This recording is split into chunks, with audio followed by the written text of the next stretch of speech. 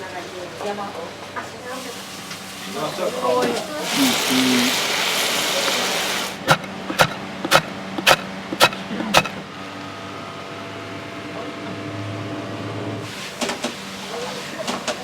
れも塩ですよね。佐賀から久留米行って久留米で数軒回って地元に帰ろうかな。受け取りができなくなりますので、今月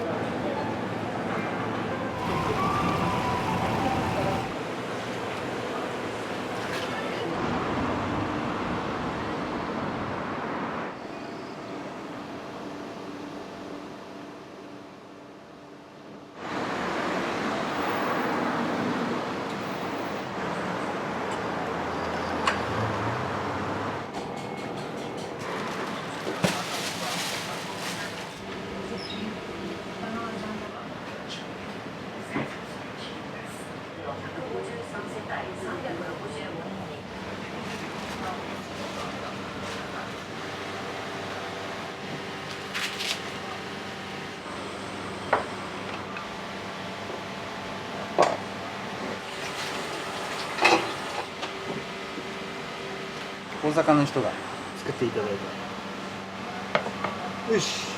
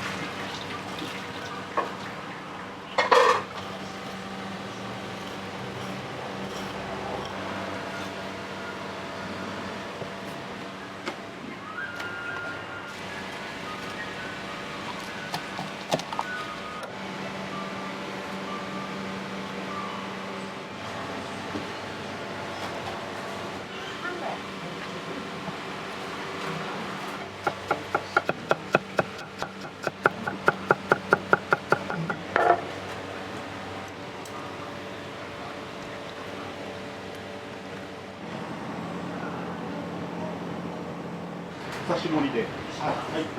あ、それ足しました。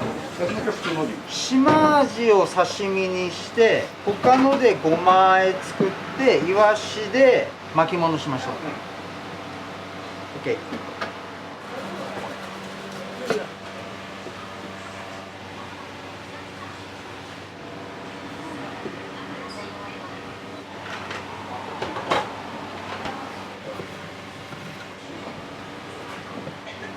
島味かな。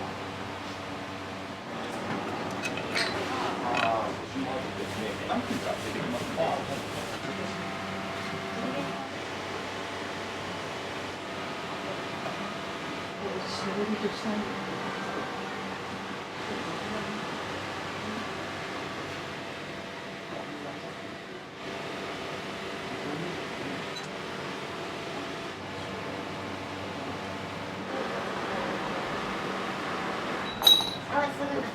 すみませんね。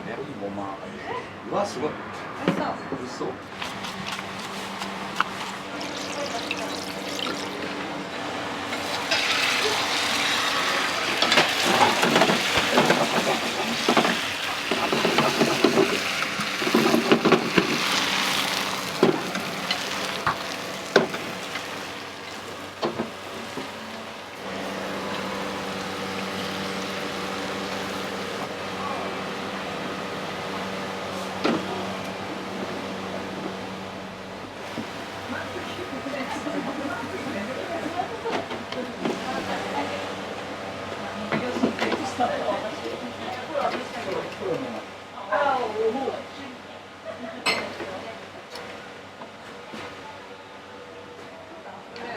だし巻きを切るためだけの包丁。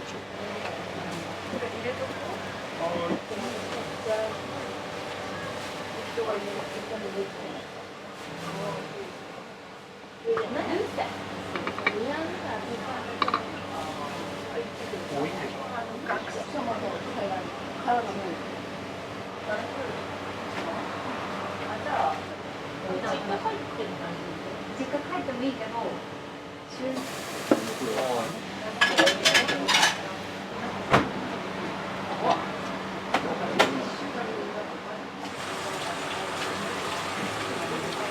これめっちゃ美味しい。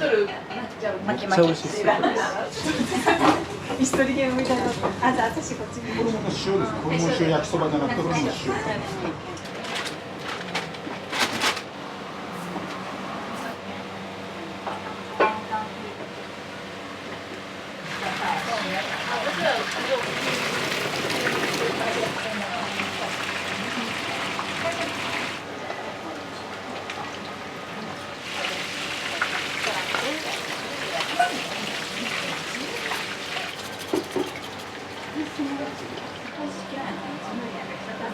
これも塩ですよ、上に。お願いします。すみません、刺身です。わー。そんなことしよったの。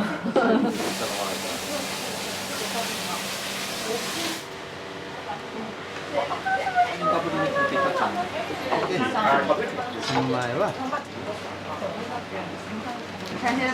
サラダあげる。お願い。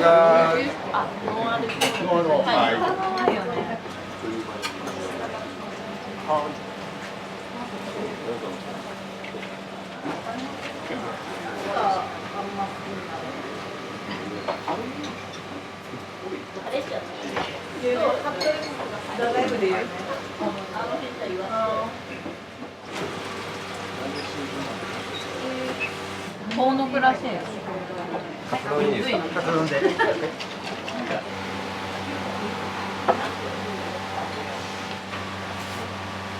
い、カツ丼になります。ありがとうございます。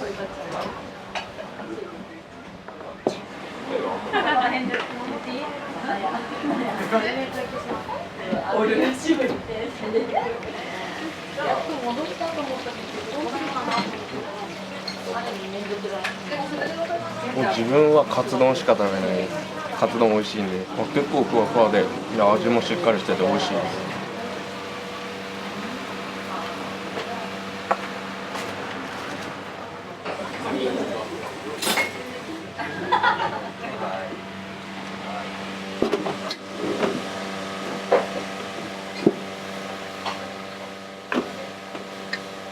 はい。はい。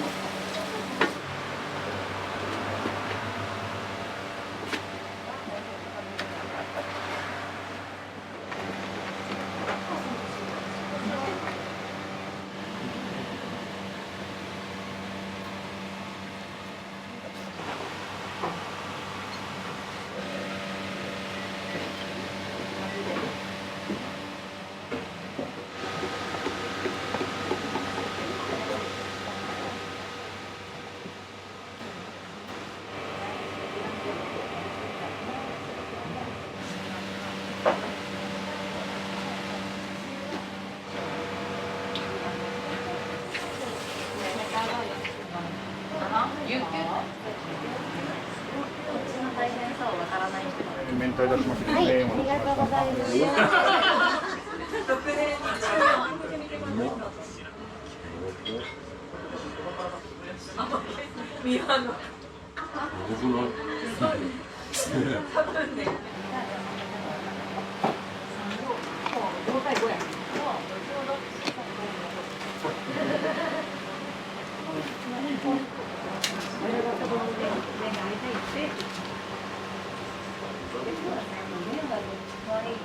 はい、ありがとうございます。はい。いくらですか？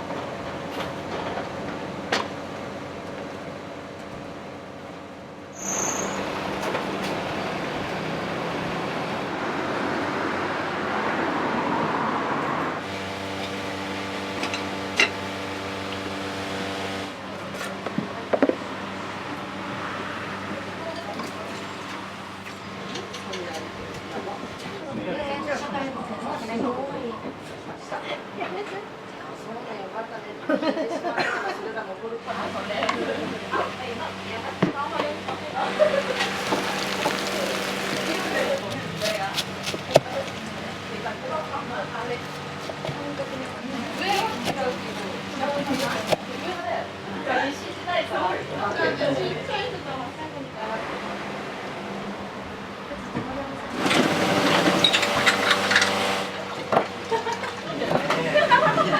や、私しか飲んで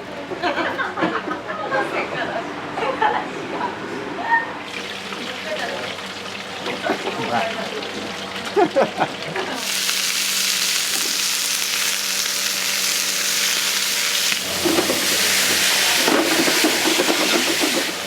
それで山笠のなんか集まりが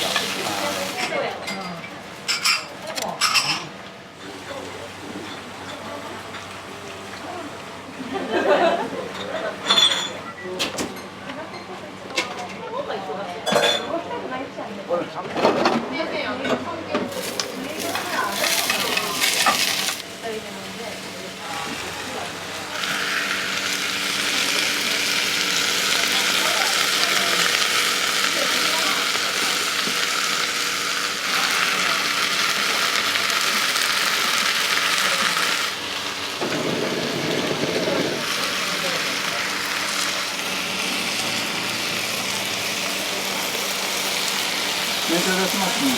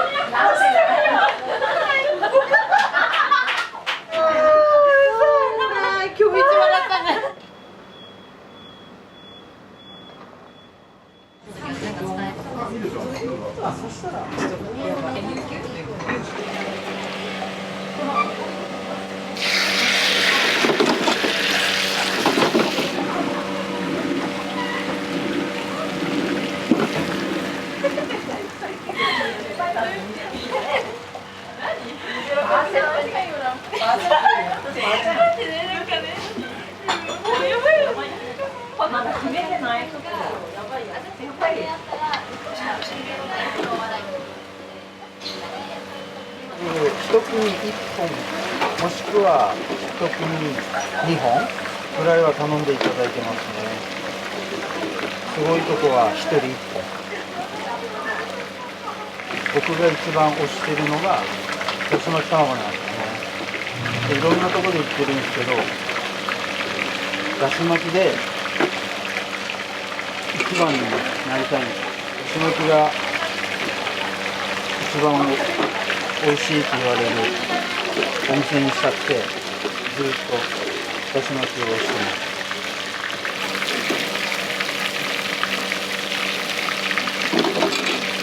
料理に入ったきっかけがだし巻き卵なんですよね。ちっちゃい頃にうちのばあちゃんに教えてもらって、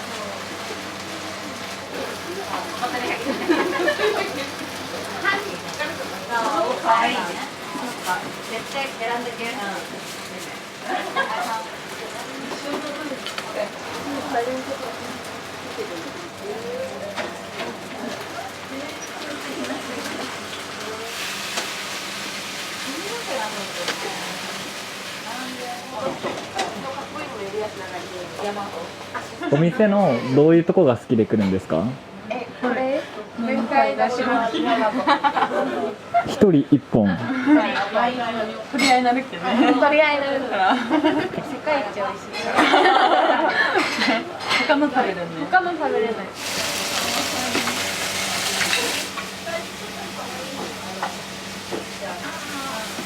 お願いします。すごいすごいなんか出してその一発目のリアクション見るのがめっちゃ好きで、笑顔になった瞬間が一番やる。そういうのが好きやけんあれやもんね。ずっと料理してるんやろね。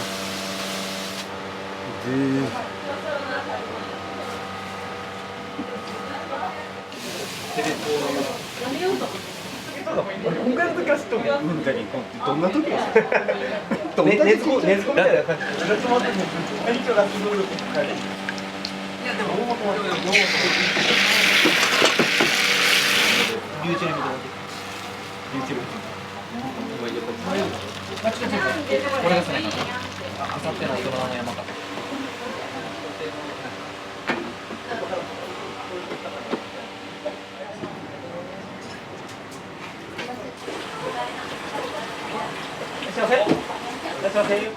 そういう日。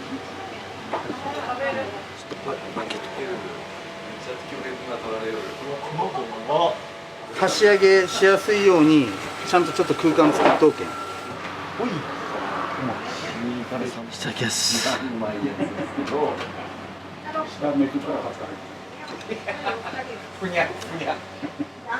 うめに決まっとんよこれ。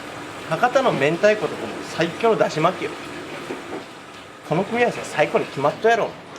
来てみんしゃい、ここに。まず食ってみんしゃい。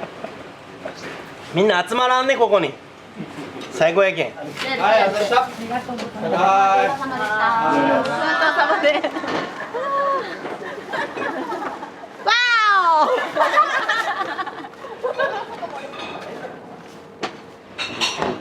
これです。いやもう米食えるもんね。うまい。僕金谷で10キロ太りましたからね。何も考えずに3日連チャンとか来ますからね。普通飽きたとかないもんね。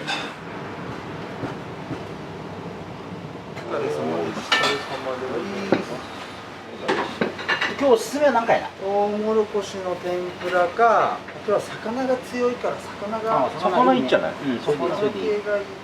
じゃあそれで。お疲れ様でした、長旅。上の風の上から。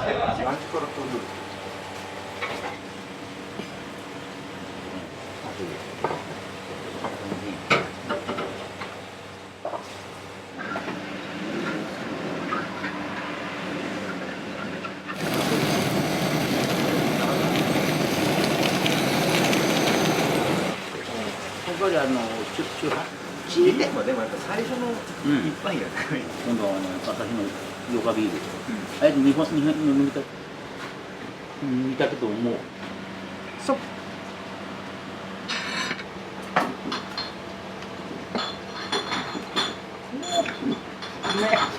うめえな、もううめえとしか言われてない。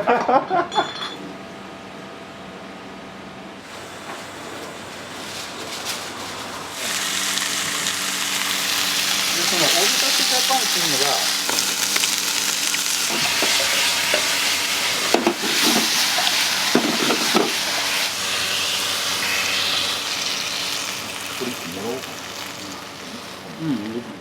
ほとんど役立たない。まあそうやろね。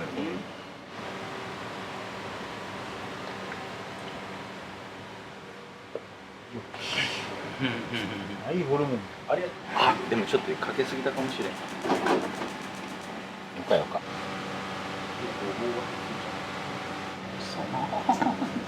うまい。胡椒かけてさ、この柚子胡椒まで入れたら辛いよ。うまい。はい、どうぞ。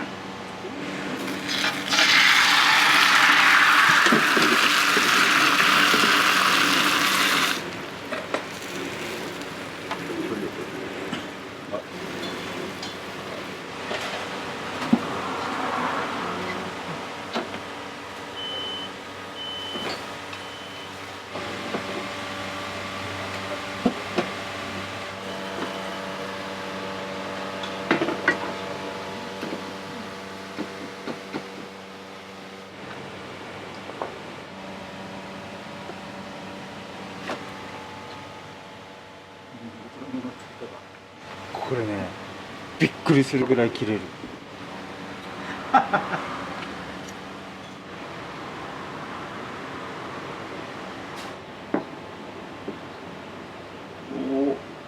ほんでですね、もうお腹たばってなんかもうあからさまに分かった。お腹いっぱいの状態で料理するときと、お腹減ってる状態で料理するとき、絶対味のブレが出るんですよ。お客さんはお腹減った状態で来るから空腹の状態で料理をしてる。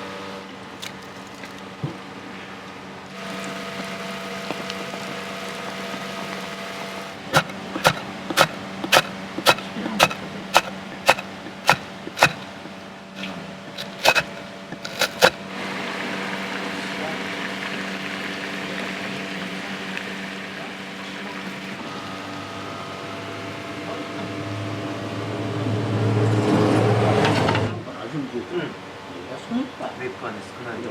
4倍や4倍。ちょっと危ないよ。下に頑張れ。もうちょっと。はい。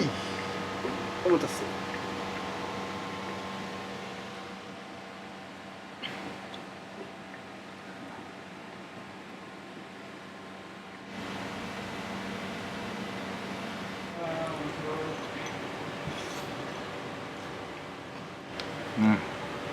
うまい。出汁が効いとるけんさ、うまいよね。ここのカツ丼が本当に一番美味しいです。飲んだ後にぴったりです。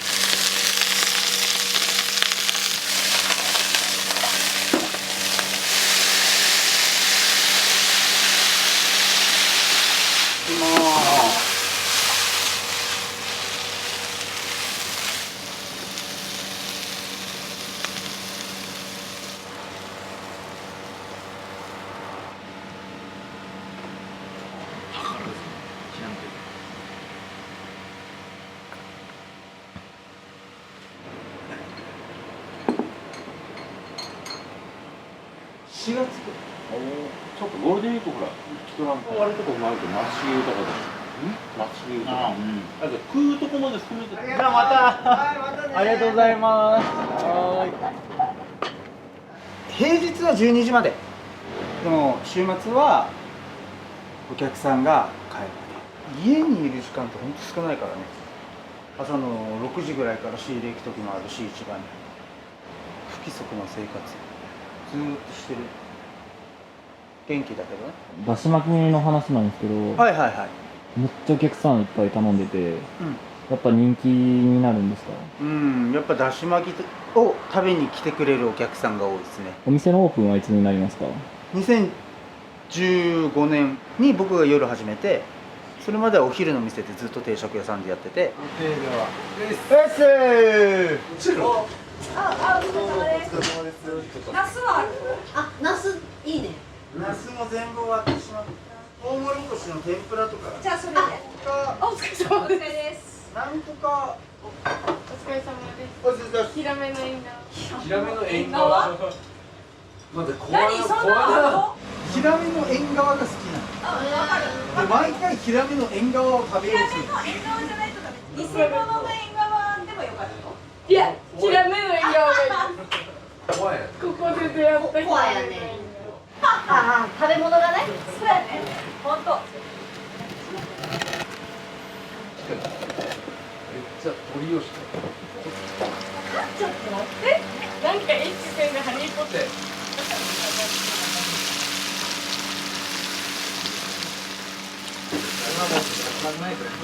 どこで？い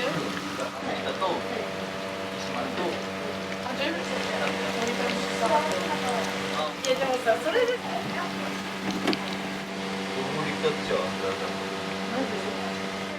眠たくなってきたの。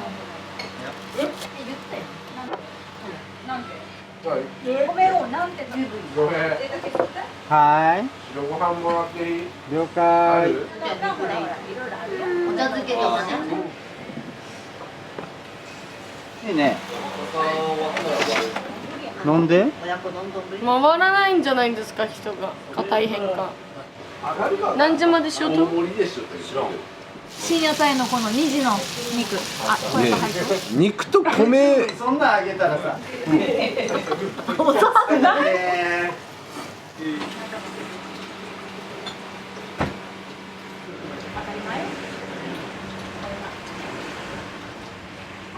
りがとうございます。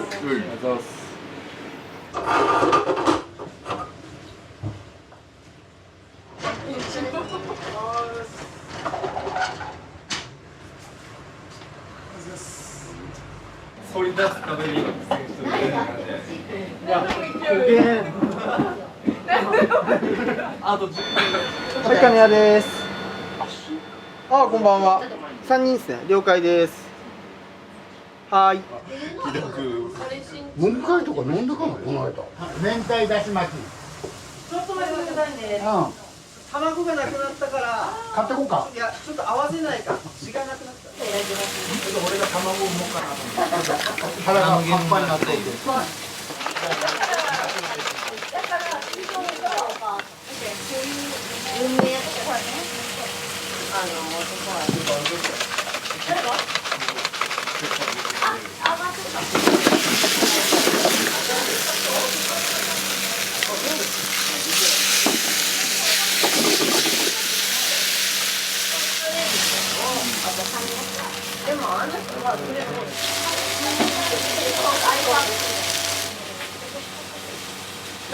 電話するって言ったけど、多分電話で起きるつもりや。多い。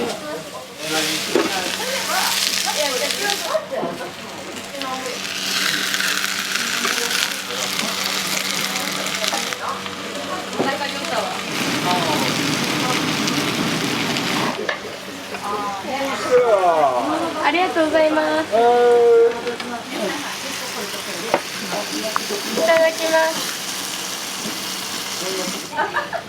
飲み終わったお客さんが。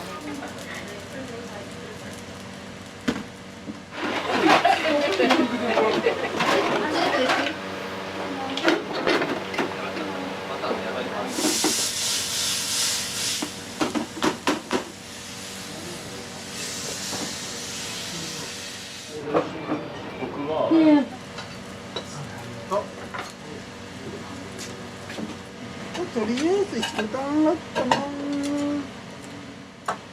れを毎日繰り返してます。だって日本語喋った今。てってれって。てってれって聞こえてる。それがやばい。定休日ないもん。年に4回ぐらい休む。ついでに1月1日は仕事してる。おせち作ってる。何時まで使ってもいい？その自分が作ったものに対してお客さんからのリアクションがすぐ来るじゃないですか。美味しいと美味しいって言う前に笑顔になるんですよね。その瞬間を見れるのが一番楽しいです。うちは特にオープンキッチンなんでもう直接すぐお客さんの顔が見えるから、それが仕事の原動力でもあるかな。将来図の発想でいいぐらい。今いくつですか？え？今おいくつですか？ 36歳です。帰ってゆっくりしとる時にテレビつけるでしょ。で YouTube つけるでしょ。料理の YouTube 見てますから。だけ料理好きやで。アホかっていうぐらい多分ずっとなんか料理のことばっか考えてる。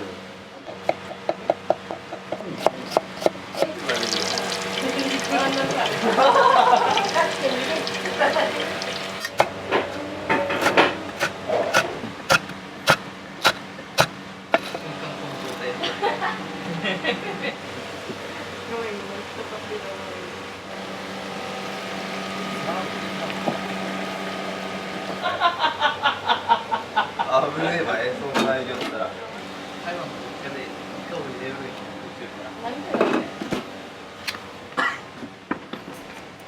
どっからか忘れた。生かしてる。何のために言っちゃかねえ。誰のためにならない。どっから人生狂ったもん。バータータイガー。なんか私バーター体質からガハパー体質になったらしい。なんだそれ。痩せ型から出てる。ありがとうございます。よいしょ。わしは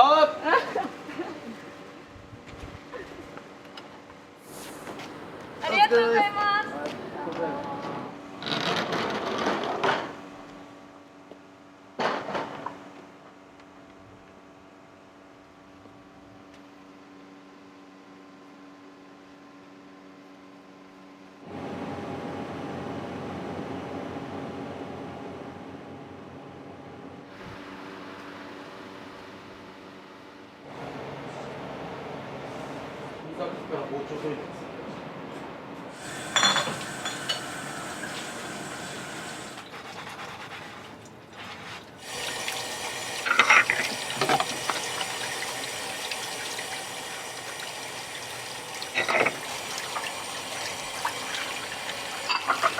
10代の頃までこっちにいて、市内に出た後京都行って京都が終わって大阪行ってでまた福岡に戻った、そんな感じかな。うちの親父が倒れて、それで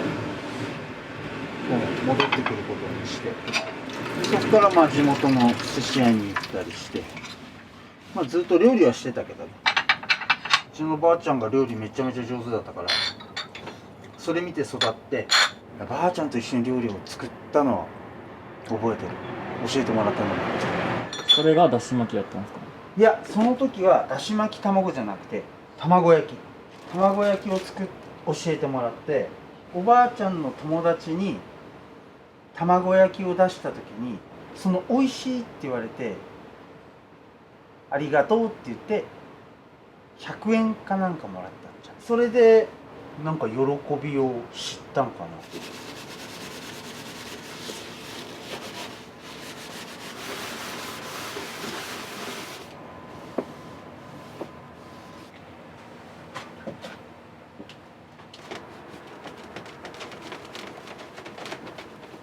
探せばもっと向いてる仕事もあるのかもしれないね。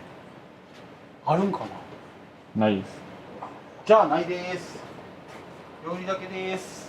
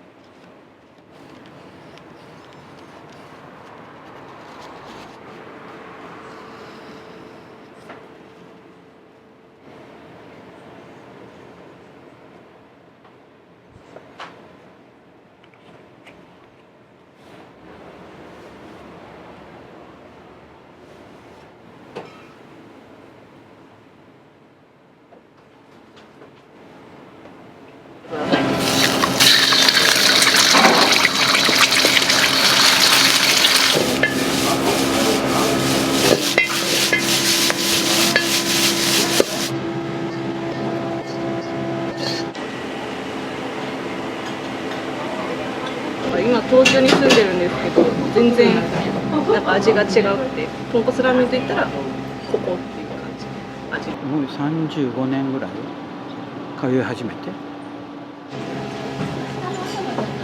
もうコクとキレがすごくてですね、もう食べたらやみつきになっちゃう感じ。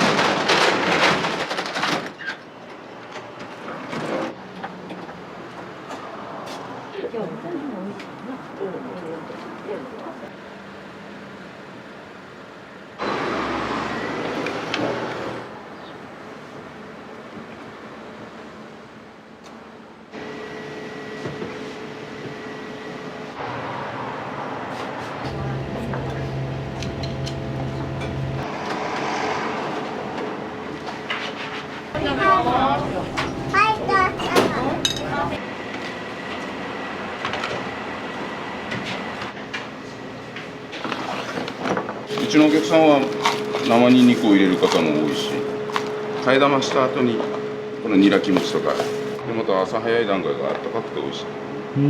白ご飯の上にどうしても無料のサービス品やけ営業中に作るわけにもなかなかいかんから。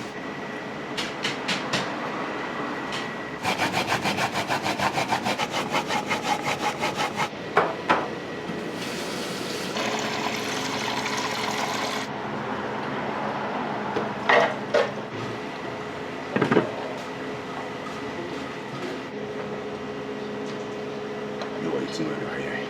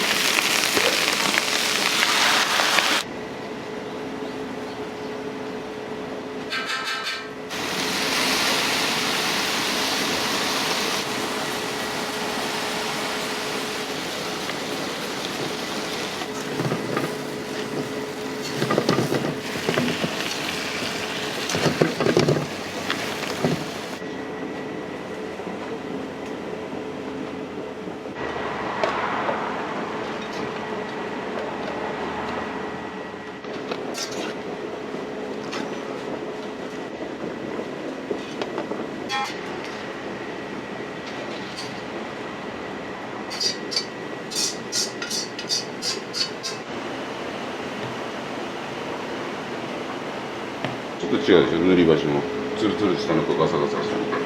僕らこう厨房の中がこれがあるから何があるか見えないんです。お客さんが何ですかって、あ、この箸はこの箸よって分かりやすいように。これニンニクやね、ニンニクチップやね。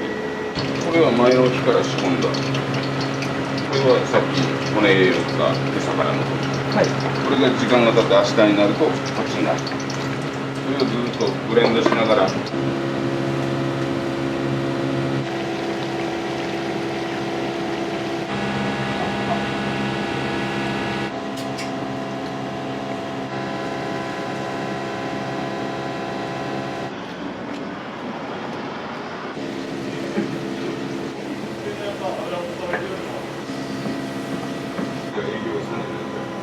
この同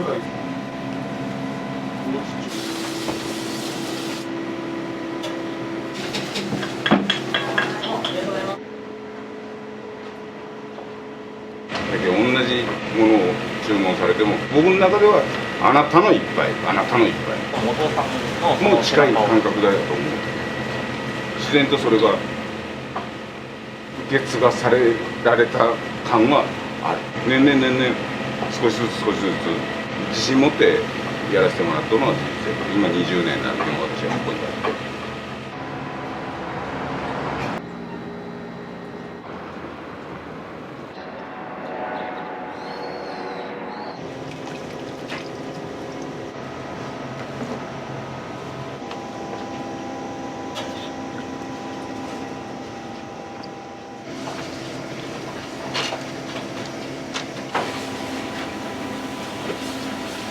豚バラだけはうち使ってないけどいろんな部位がある。その中でいいところもも肉のいいところとかそういうのはチャーシュー麺用に使ったり、ちょっと普通のとこは普通のラーメン用にそれをまだミックスしたりいろんなパターンがある。でお客さんの中でも脂身のないとこが好きっていうもう分かるお客さん、脂身が好きっていう分かるお客さん、もうその中の食べ方とかを見よっても分かってくるわけで、それを少しでも期待に応えれるような部位を入れたり。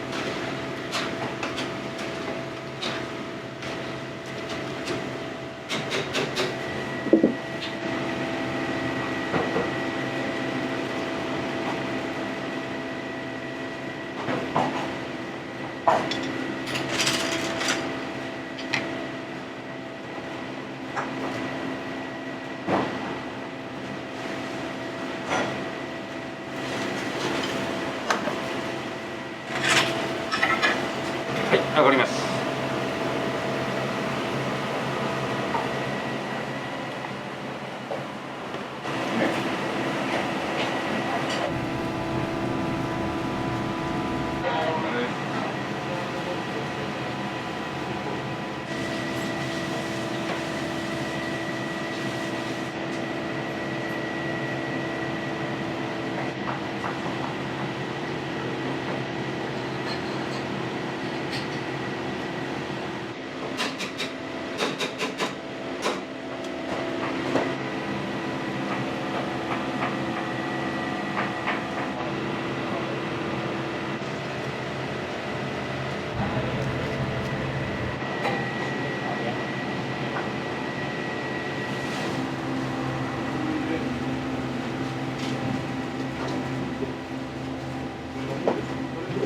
両替いいですか？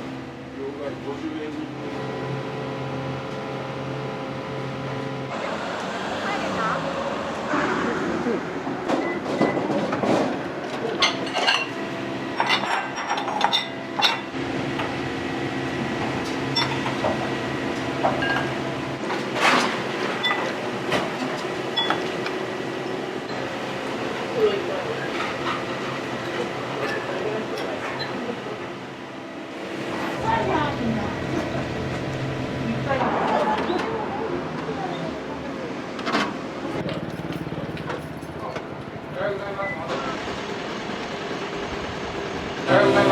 した。おはようございます。了解です。おはようございます。おはようございます。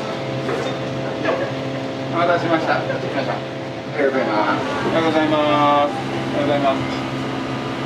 3人は先注文してください。おはようございます。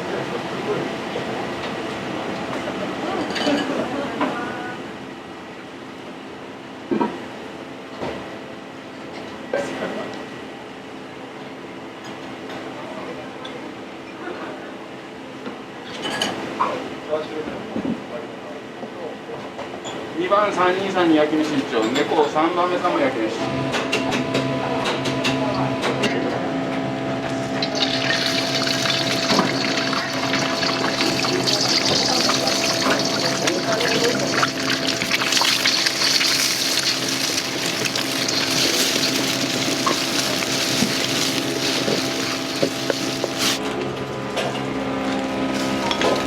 2番さん。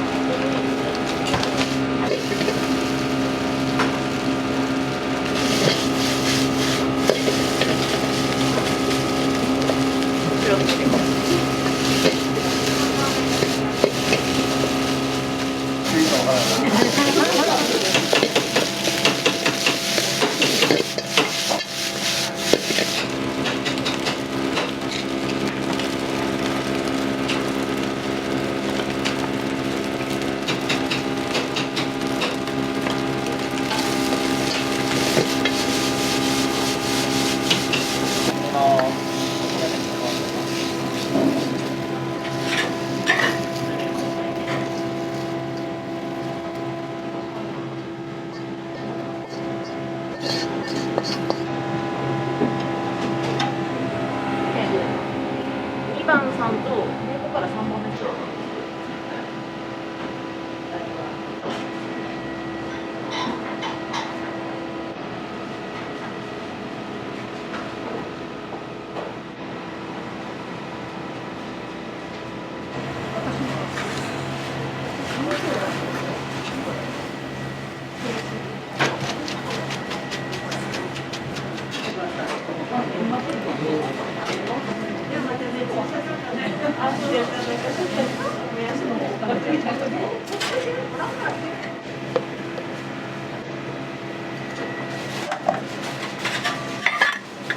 お待たせしました。大盛り3周目いきます。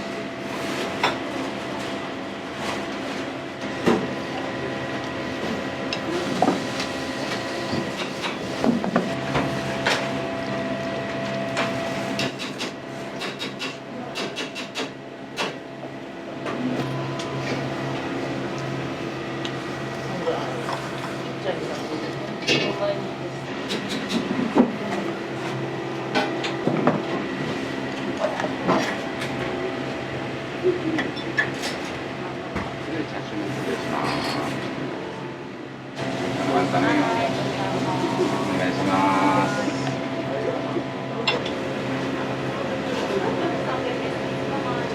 ありがとう。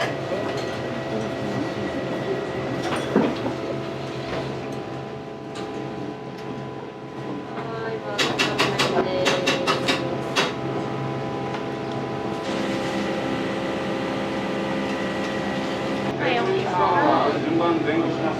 チャーシューバリカタがいい。いただきます。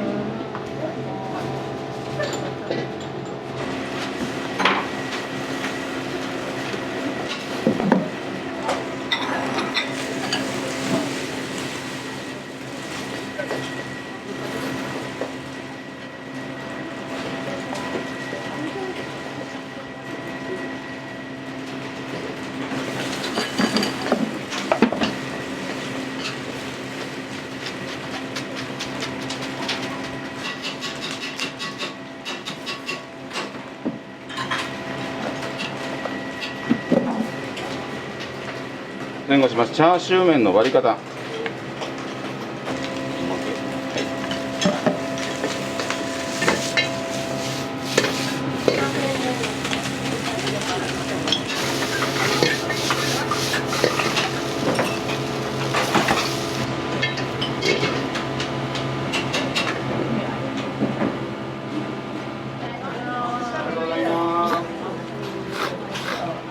にとっても美味しいです。もうまた食べたくなる味なんで、ちょっと中毒性がある感じですかね。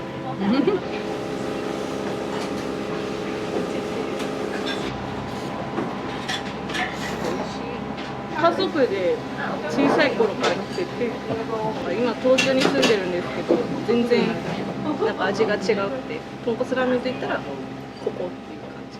味。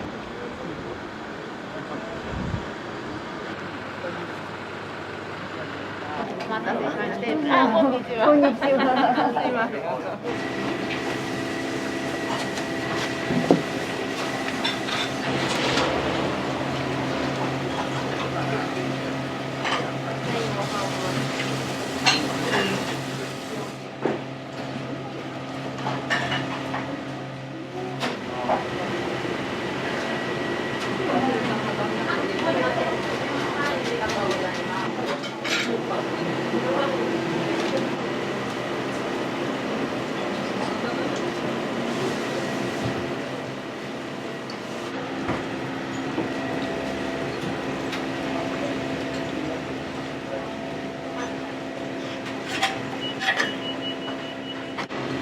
タメいきます。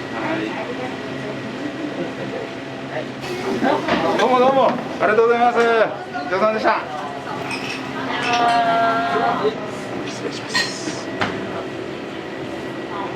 はい、お願いします。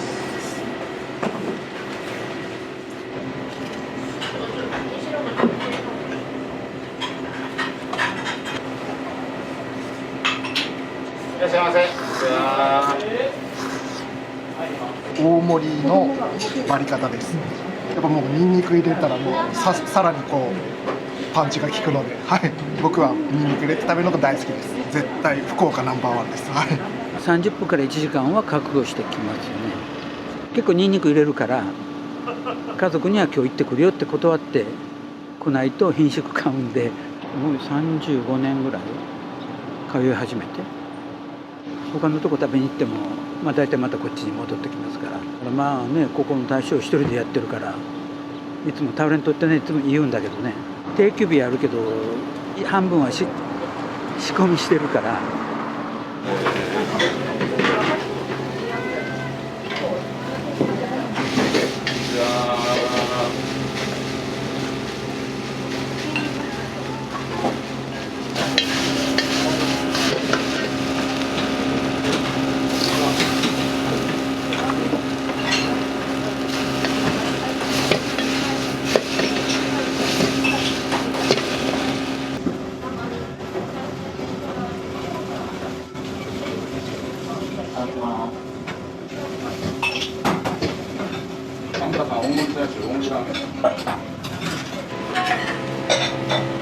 はい、置きます。大盛りチャーシューです。中麺とラーメン、両方片麺と焼き飯とご飯です。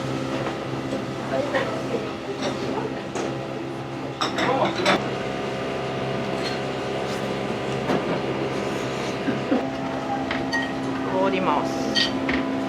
チャーハンです。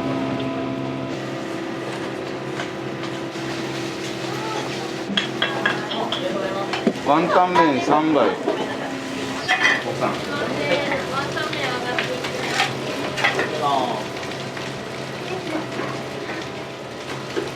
はい、もう一杯。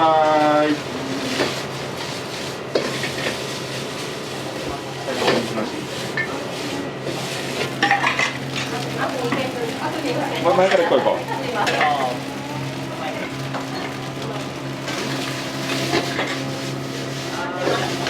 はいから上がります。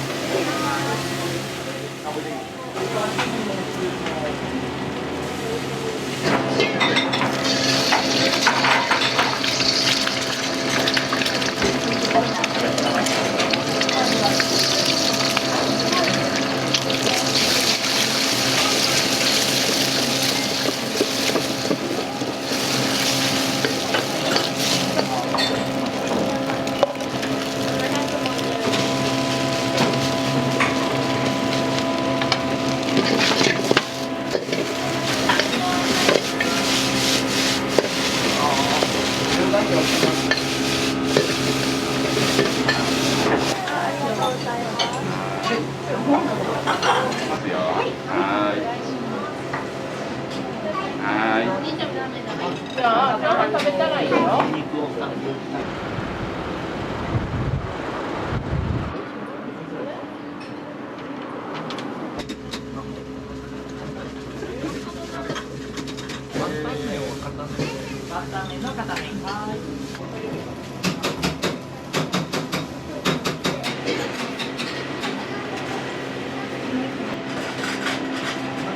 ラーメン出ます。皮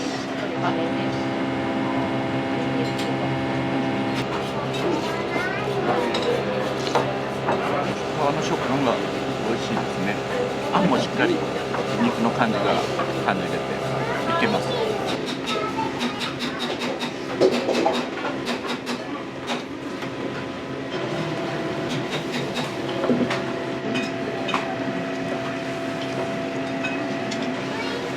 取ります。では前失礼します。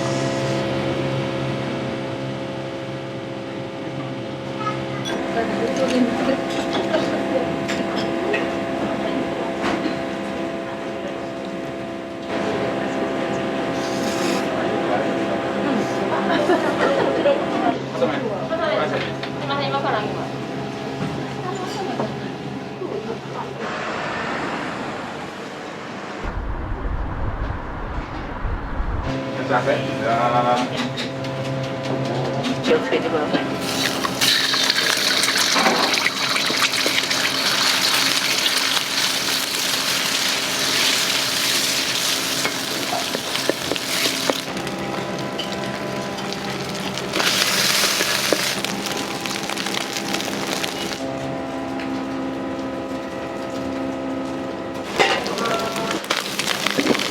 どうも。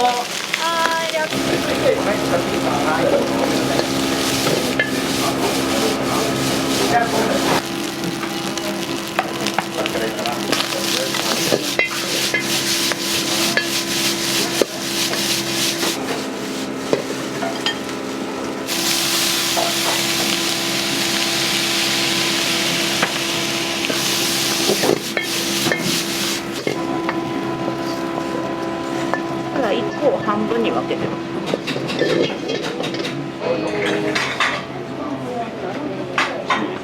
どういうところがお好きなんですか？そうですね、まずスープがなみなみ継がれていることと、もうコクとキレがすごくてですね、もう食べたらやみつきになっちゃう感じ、もうたまらないですね。ごちそうさまでした。はい、どうも。ありがとうございます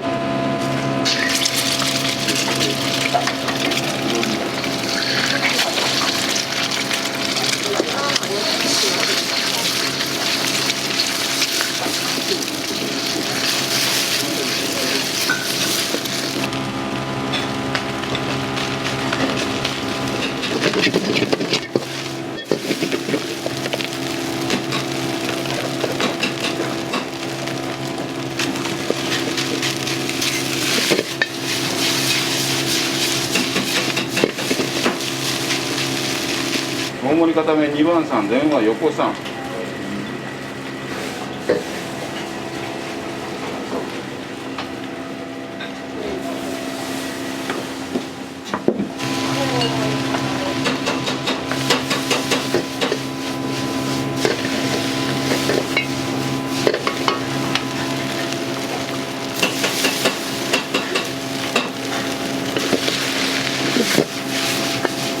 2番3、2番。はい。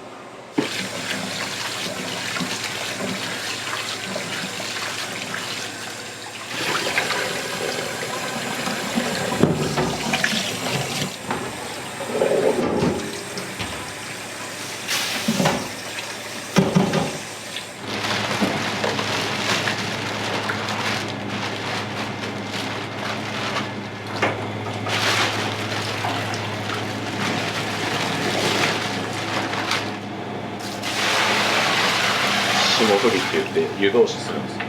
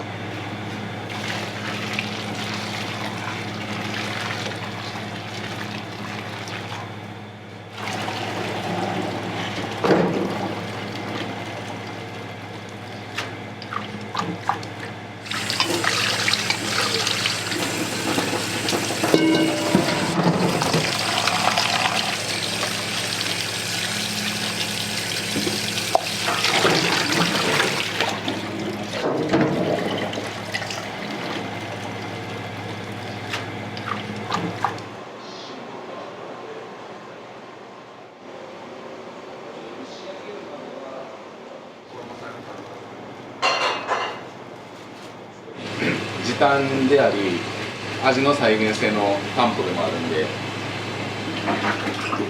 それをあえてしないっていう、もうだから調理法ですよね。もう試行錯誤しまくってたくさん失敗して時間かけてお金もかけてやってるんで、でも誰でもできることです。誰でもできることをもうただひたすら繰り返しやるっていうのを凡事徹底ですよね。いつから無課長なんですか？娘が病気してからもうやろうって決めたんで、お子さん連れのお客さんとか僕が代替わりした当初ってそんなに多くはなかったんですけど、自分の娘が病気して自分の食卓とか娘が口にするものにちょっと意識しだすようになったのに、当時はまだうちも化学うまみ調味料とかを入れてたんで、そういうのを子供さんに食べさせてる時にすごい気持ち悪い、なんか違和感を感じて、自分の子は気をつけてんのによそのお子さんには気をつけてないとか、なんかすごい嫌だったから、もうちゃんとやろうと思って、娘が1歳とかだから7、8年前かなから多分スープ作りからまず着手して、スープある程度できてきたってなって、もううまみ調味料も入れなくなったってなって、その後自然に発酵させて作られたお味噌とか醤油を使うようになって、その調味料とかも全部もうゼロからじゃないですけど、見直して味も。ああ、そうですそうです。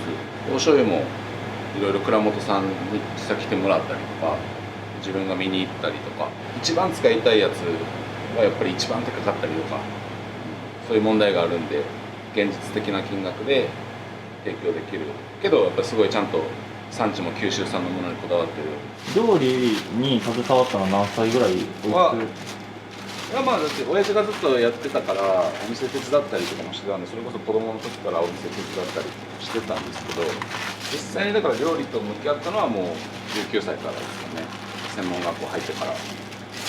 でどうせやるんだったら、まあ、日本料理がいいなと思って、で日本料理のてっぺんの店で働きたいなと思って大阪に行って、某料亭に修行に入って。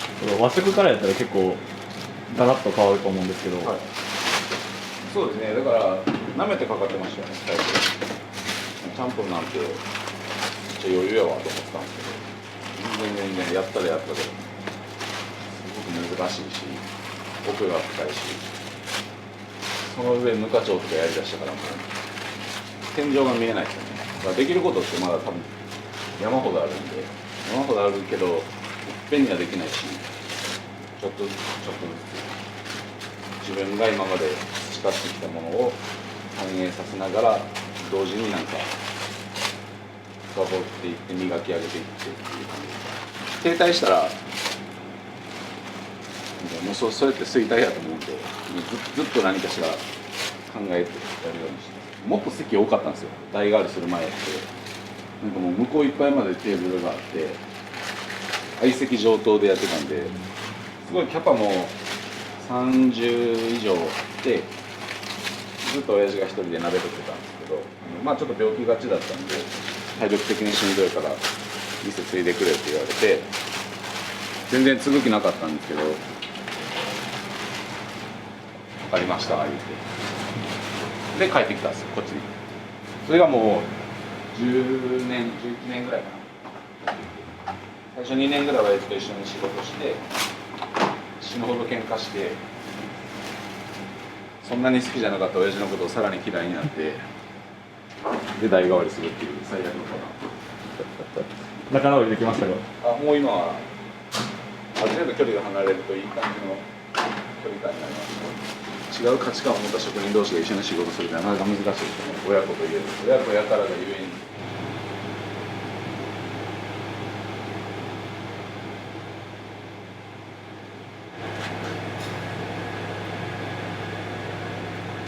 麺もうち用のレシピで作ってもらってて、製麺してもらって、そろそろアクですね。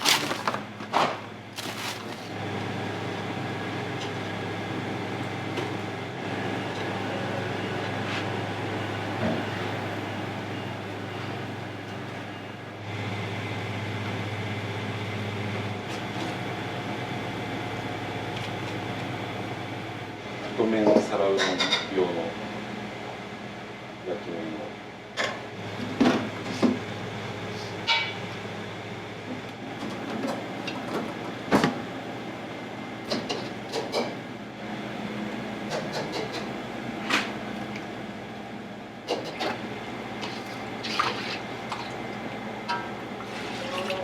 を。よし。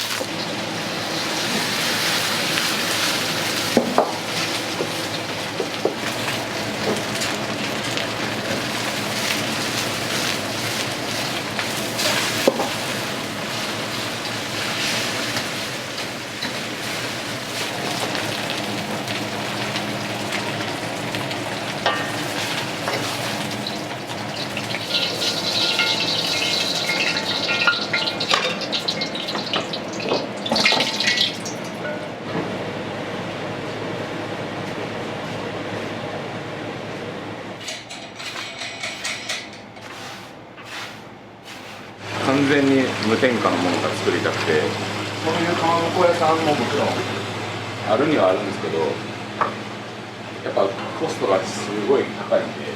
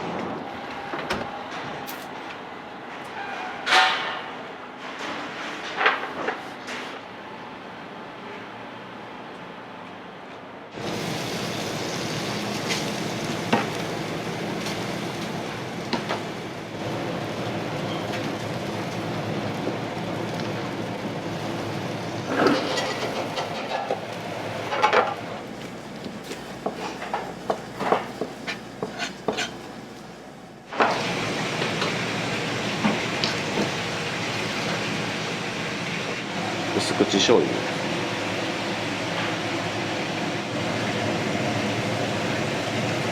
これは長崎から仕入れてるパリパリ麺用のチャーメン。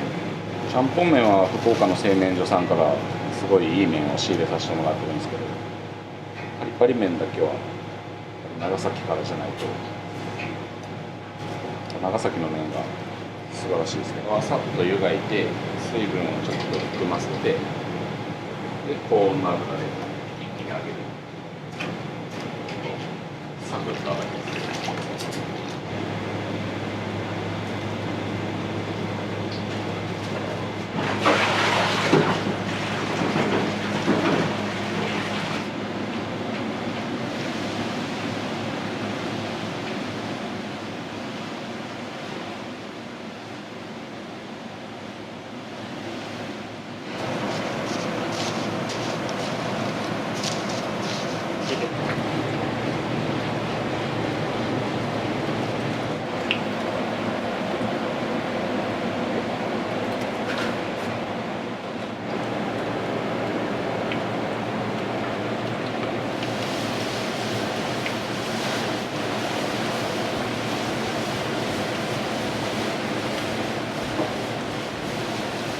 しいたけの軸もこの石突きの硬い部分を刻んで油に香りを移してしいたけオイルとしてしいたけ炒めたりするときに使っているんです。しいたけだけでちゃんぽん成立させようと思うとどうしてもインパクトに欠けるんで、本当だから無駄なく効果的にどうやったら使えるかなっていうのを模索してやった結果こうなりました。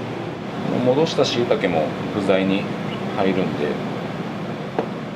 めちゃめちゃうまいっすよ。だけいい原木しいたけって変な癖がなくて、しいたけ苦手な人とかいるじゃないですか。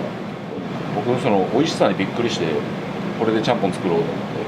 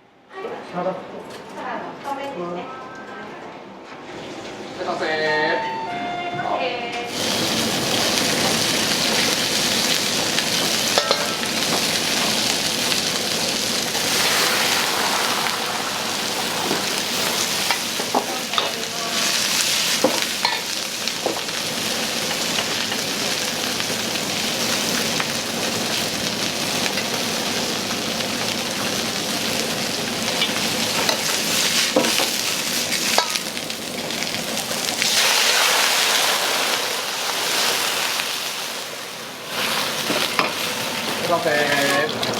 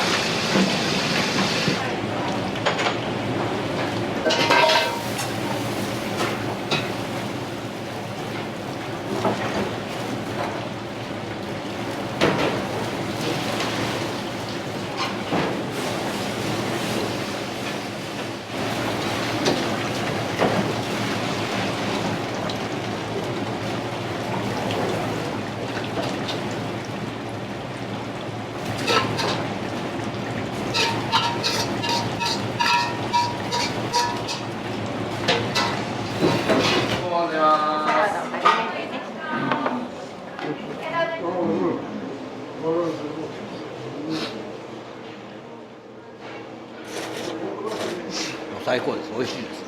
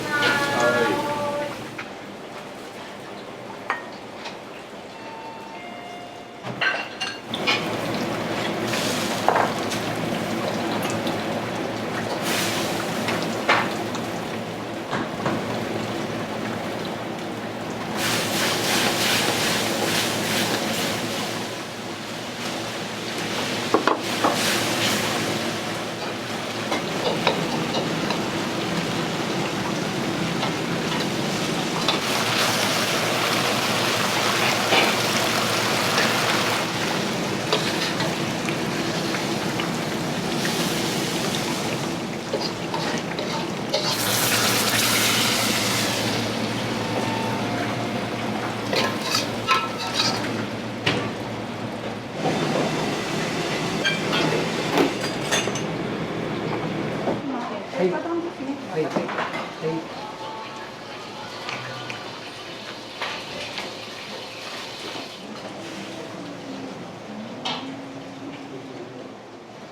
もう最高ですね。もう30年から、お父さんの代からずっとここにしてるんですよ。はい。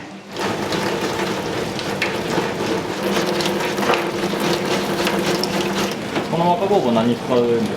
ちゃんぽん限定メニューのセロリと若ごぼうっていうやつがあって、今週からスタートしてるんです。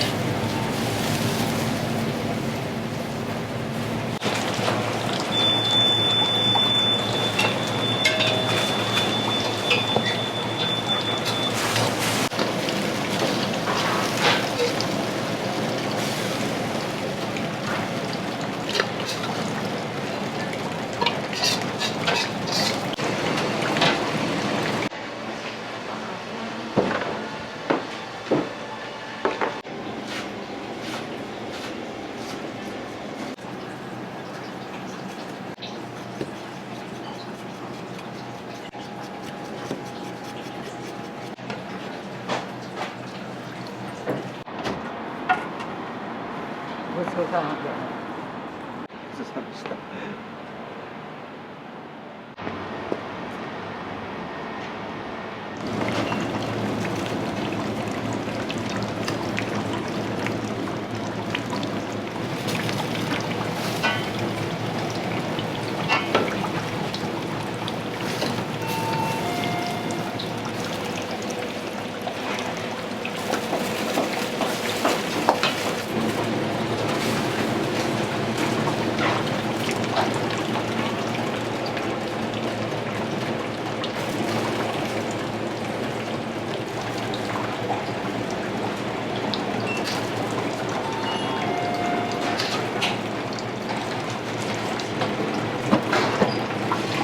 臨時休業はたまにしますけどね、用事があったら。はい、一昨日はうちの子供の入学式だったらちょっとお休みして。いらっしゃいませ。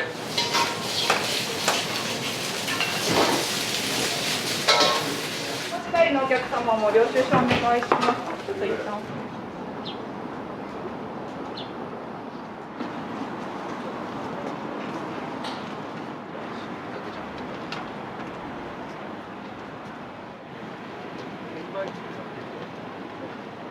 サラバリサラストちゃんぽんお願いします。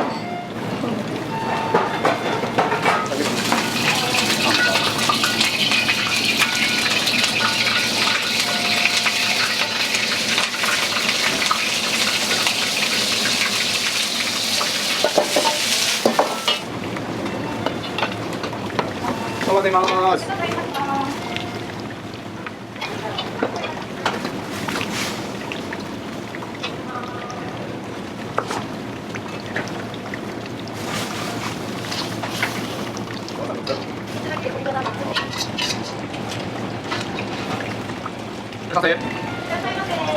どうもおはようございます。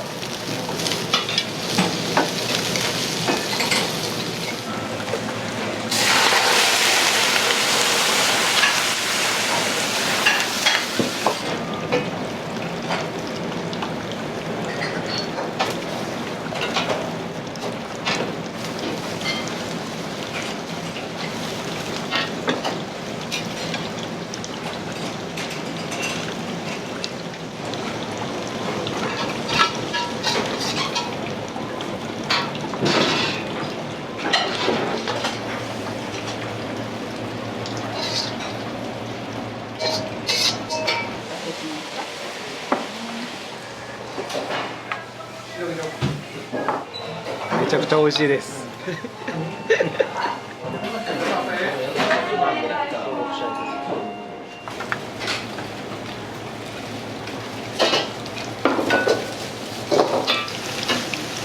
らっしゃいませ。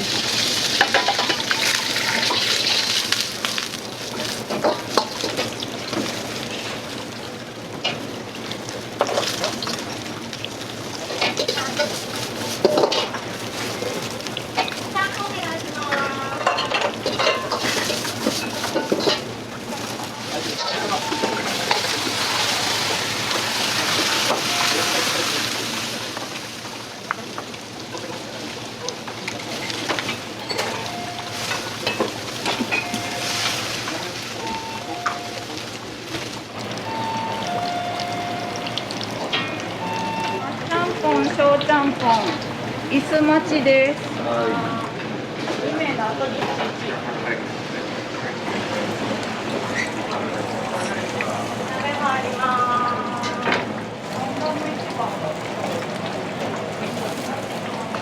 2名は？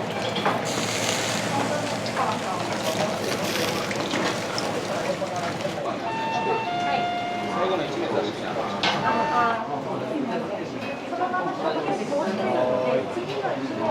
ご案内しますのでよろしいですか。はい。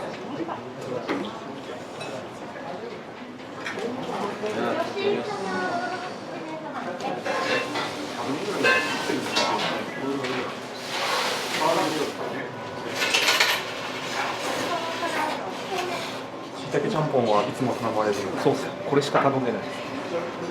とにかくうまい。普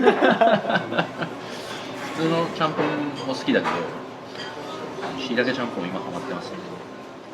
しいたけめちゃくちゃうまいです。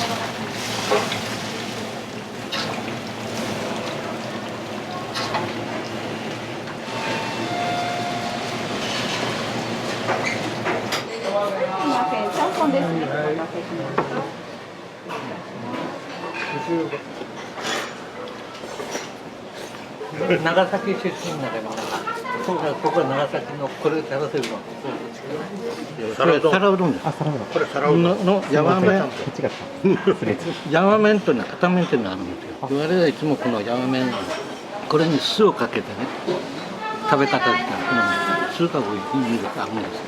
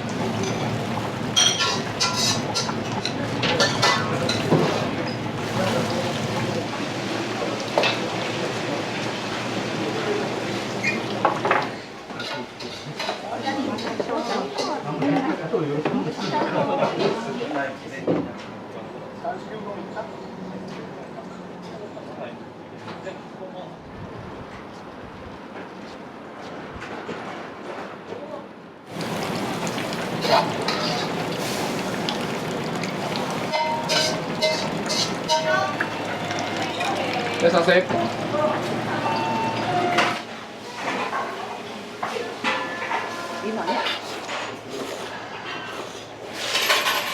お店にはよく来られるんですか？お父さんの代から来るよね。でもここのちゃんぽん食べたらよそは食べられない。本当に本当です。全然違うんだね、スープが。いませ。どうぞ。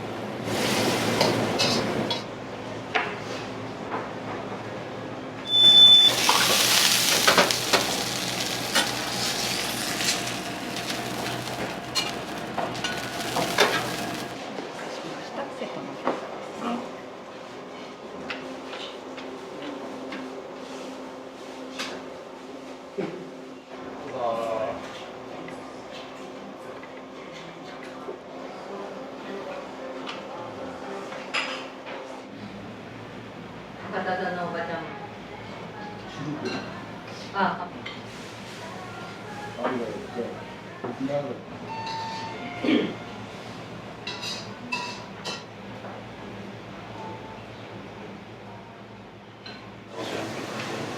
いやでもいいや。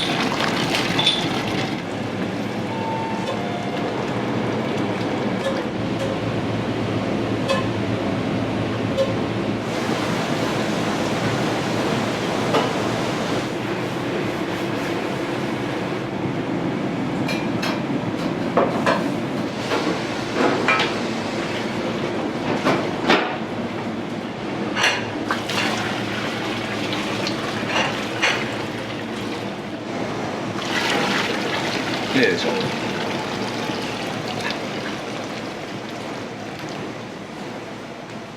さっぱりとした奥行きになんかそのコクを感じれるようなスープ。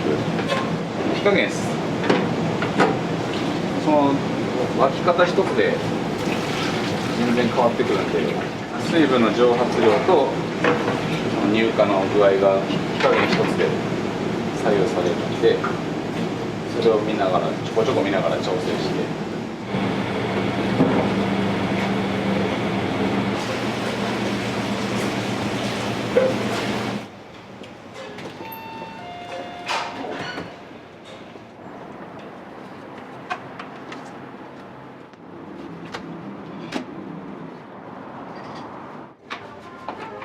はい、肉ごぼうと肉どうぞ。一杯いいんじゃない。もう年明けたらすぐ流れる。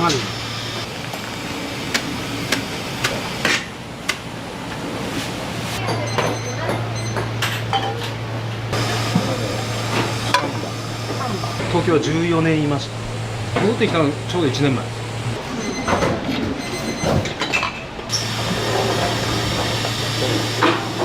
どうせ今長丁場やけね、ずーっと地道にやっていってもらってる。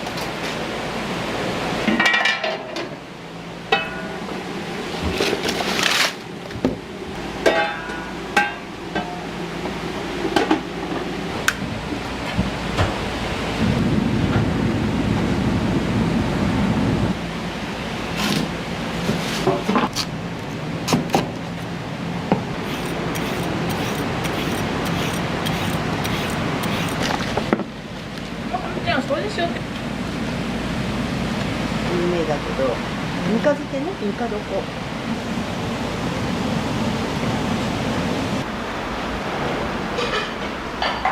ですよ。食べたんやったね。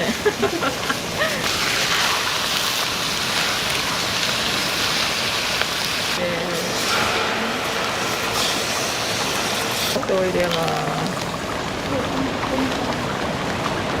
これで肉が終わりです。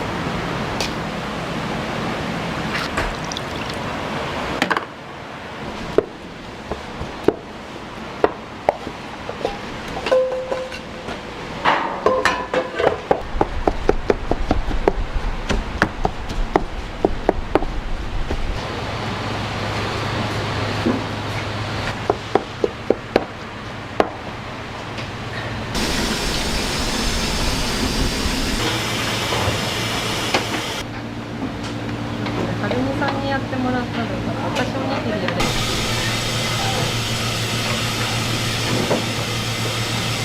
皆さんにここ漬けを作ってもらおうと思って。もういいプレッシャー。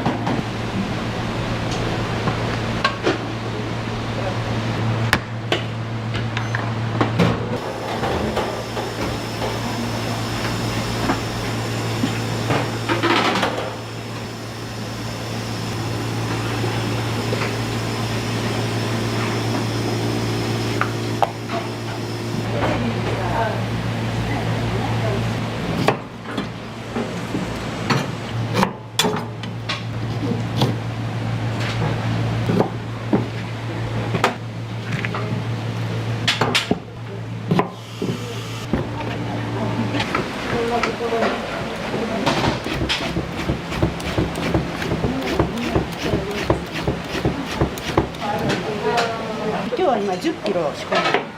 1日10キロ。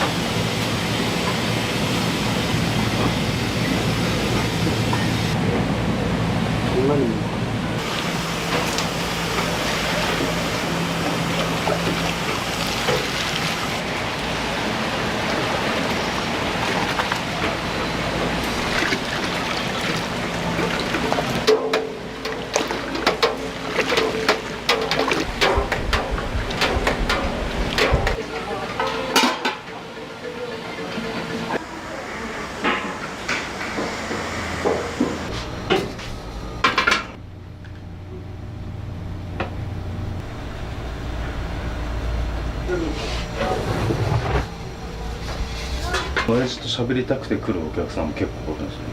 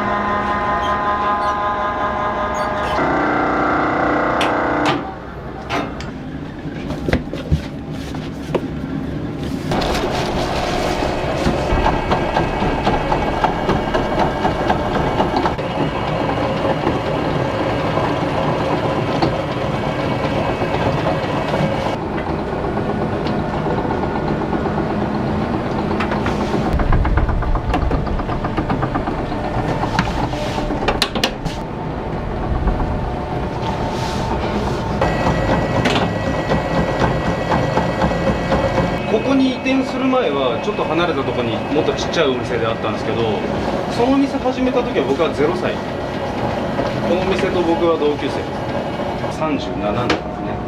うちの出汁で育ったので。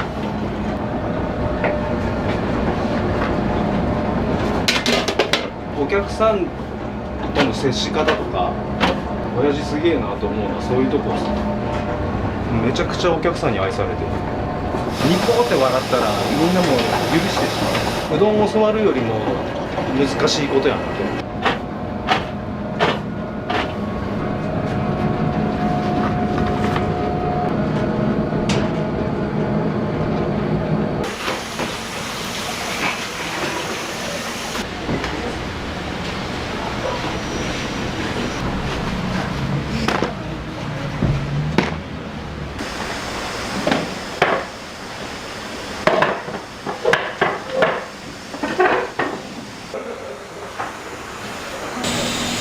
入れます。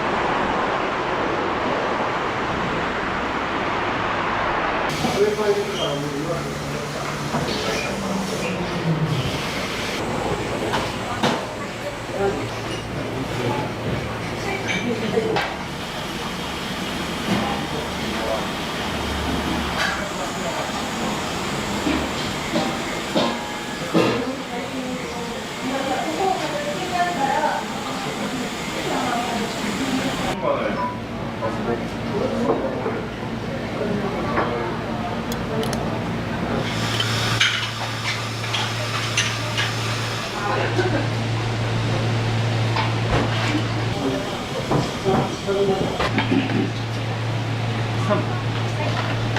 い、いらっしゃいませ。肉そばとごぼ天うどん。はい。いらっしゃいませ。いらっしゃい。からしたかなと漬物もどうぞ。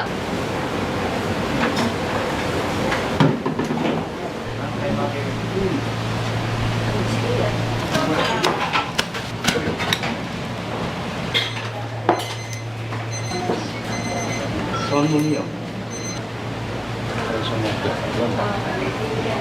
お先に肉そばお待たせしました。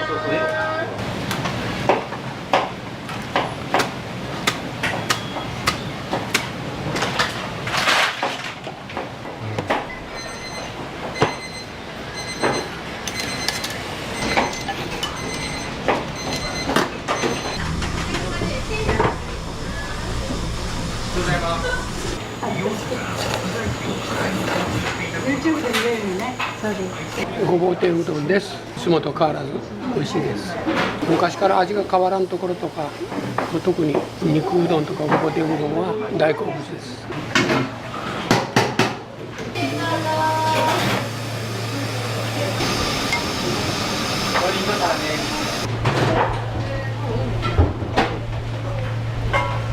どんなやってみるかな。どうぞ。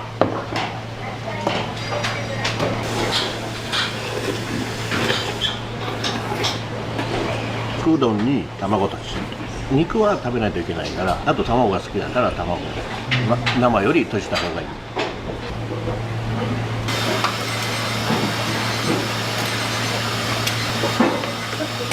はいどうぞ。はいいらっしゃいませ。は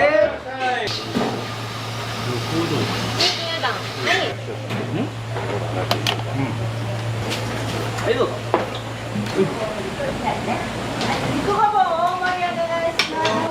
はい、ごぼう大きくて。はいはい。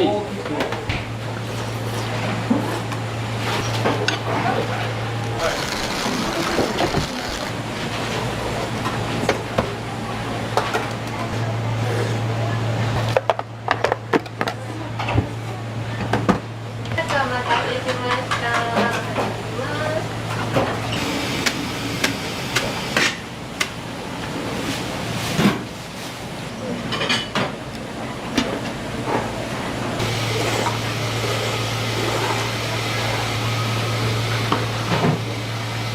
はいどうぞ。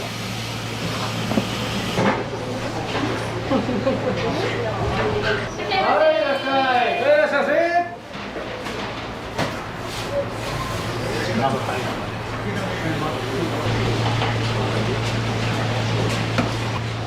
ごぼう丸天を2つお待たせしました。肉ごぼう大盛り。ごぼうきつ。はい、ありがとうございました。はい、どうもありがとうございました。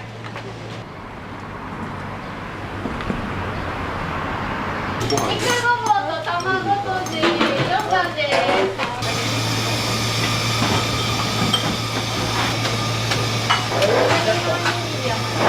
こっちにマンボがない。こっちマンボがない。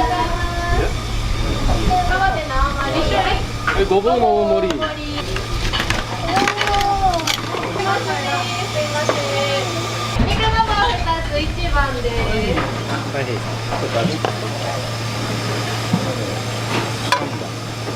卵とじ。はい、どうぞ。はい、肉ごぼう。はい、どうぞ。は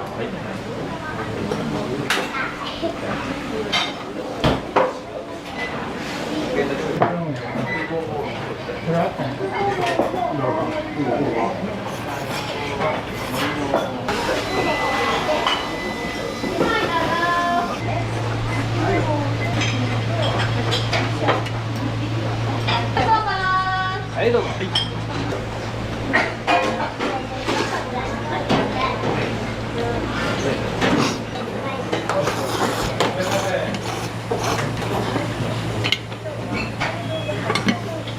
肉ごぼううどんです。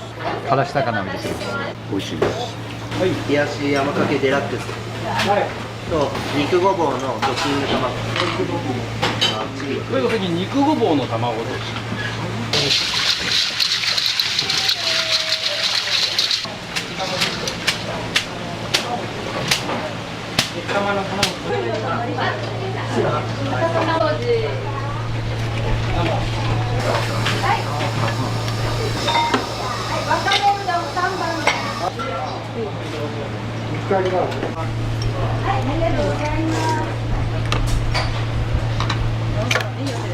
先3番ね。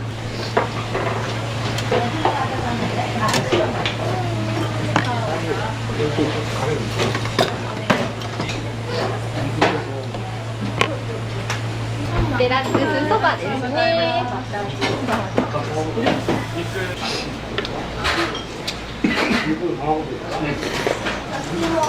美味しい。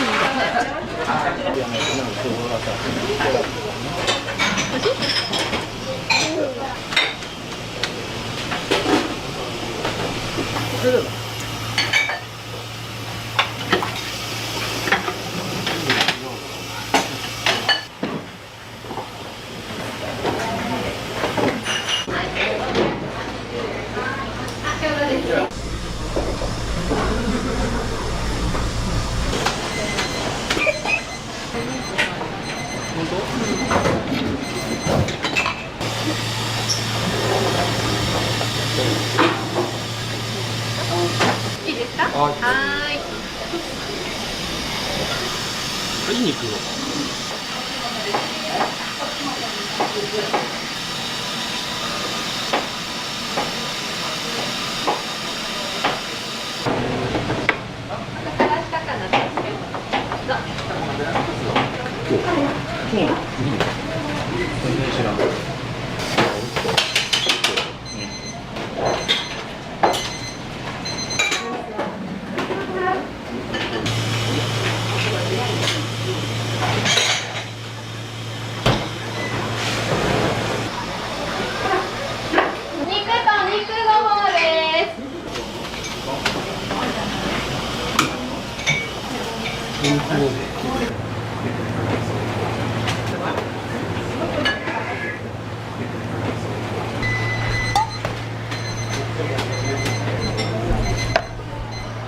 はい、肉ごぼうと肉どうぞ。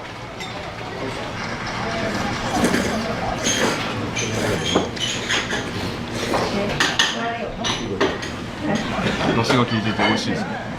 お昼からもう頑張れます。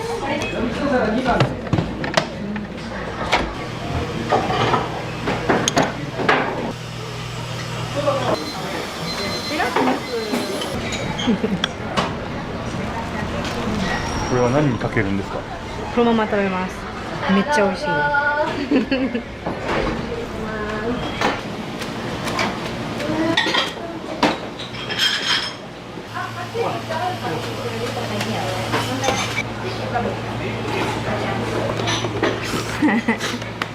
取られない。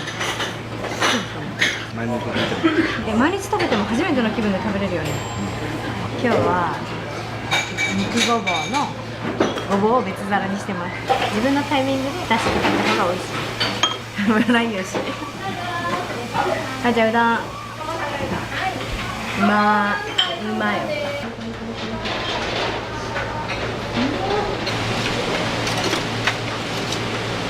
もう勢いなんかどう食べるの？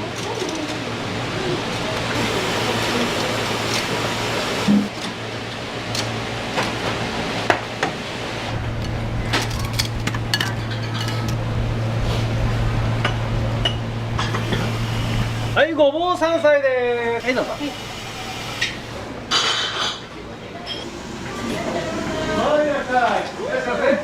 ごぼう山菜、だしはあっさり美味しいです。はい。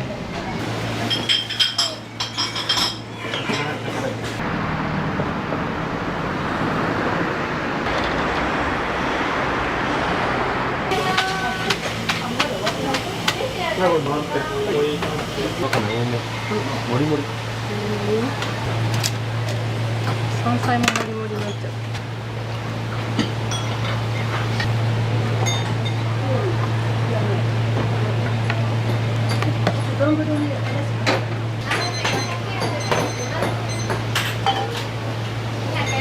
いはい肉そばはいごぼ天ありがとうございます。はいいらっしゃい。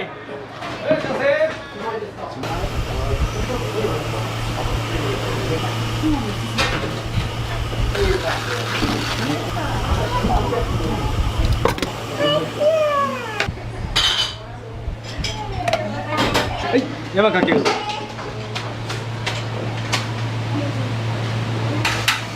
はい肉そばを2つどうぞ。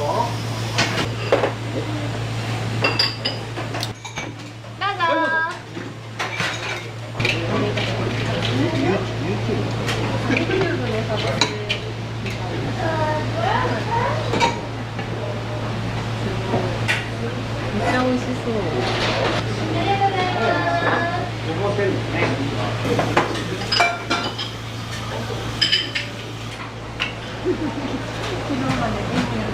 88。88。 1988年前のね、はい。たまたまこの間出てきたんよ、前の店で。そこは2人でほぼ2人でやってて13年間。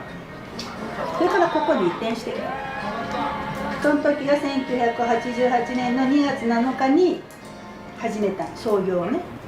大将、これからお店をされていく2代目にちょっと一言いただけたら。2代目に責任を持って自分のやりたいようにしてもらったらいいです。やっぱね、体にやっぱ気をつけてもらいたいね。どうせ今長丁場やけね、あと30年ぐらいまたせないかんなきゃ。大きな体壊さんようにして、ずっと地道にやっていってもらってそうです。はい。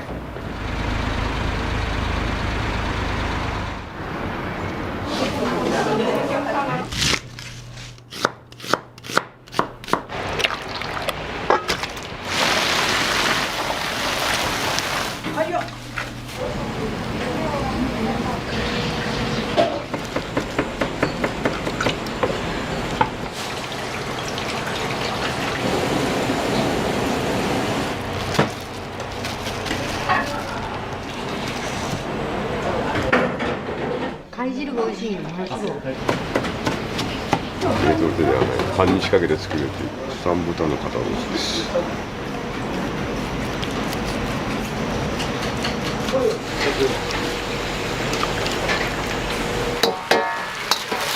コロッケ2個。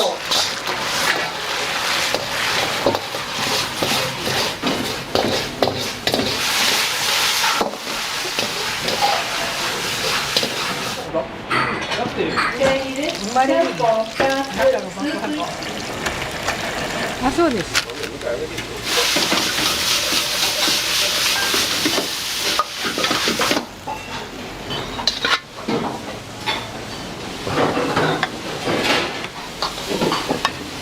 1個ずつ。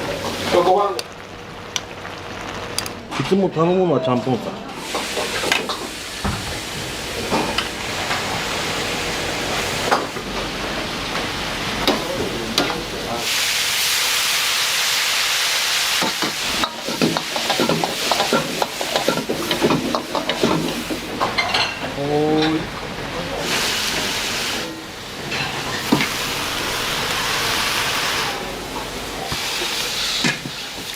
一番美味しいやろ、ちゃんぽん。下に寄ってでも来る。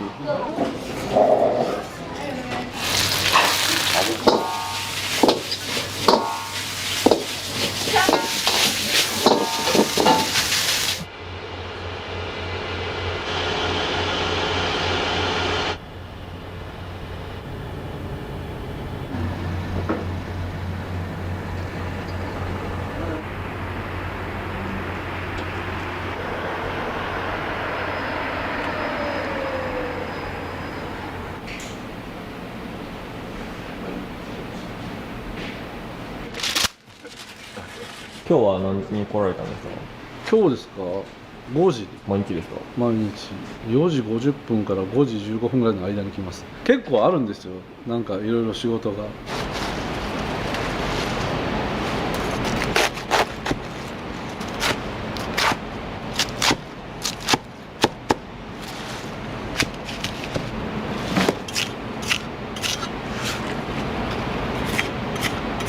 宝屋の始まりは昭和5年です。今94年目ぐらいで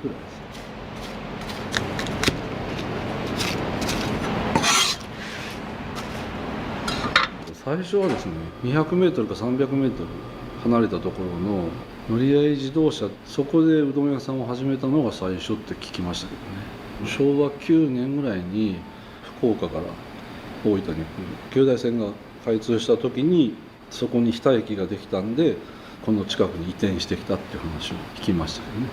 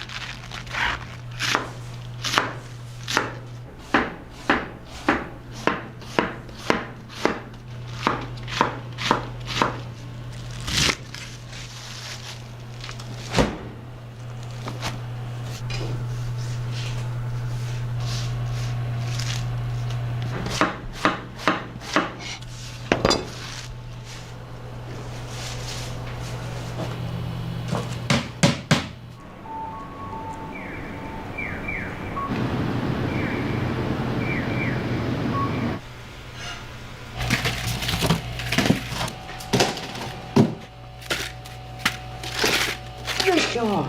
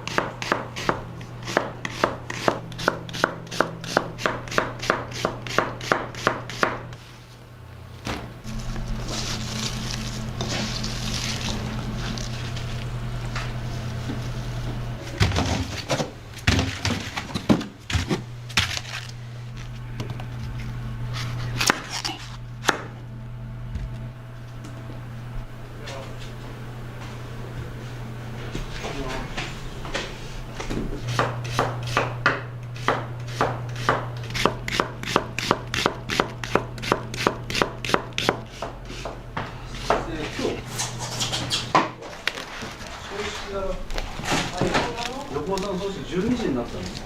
それ今日前ったらもう帰ろうとこれしてくれないの。うん。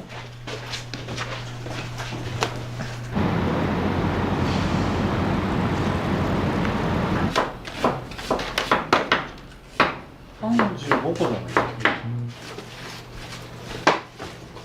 気をつけと。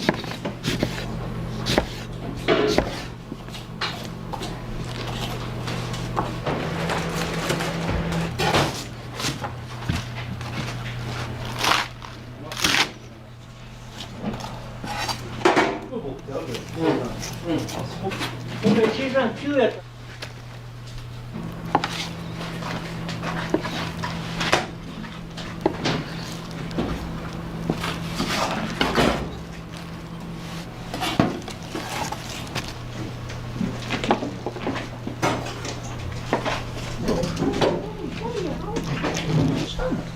さっき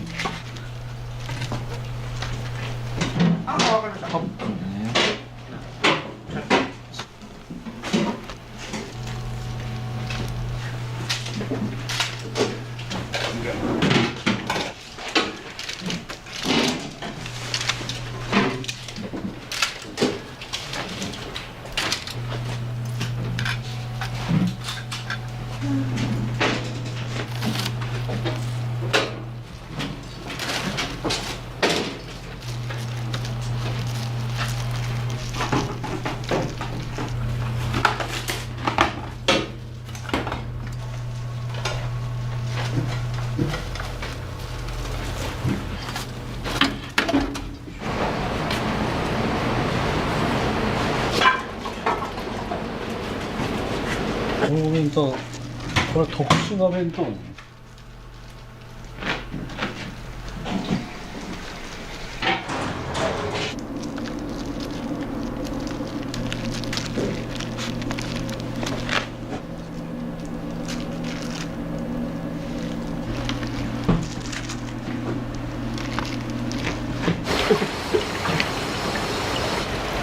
おはようございます。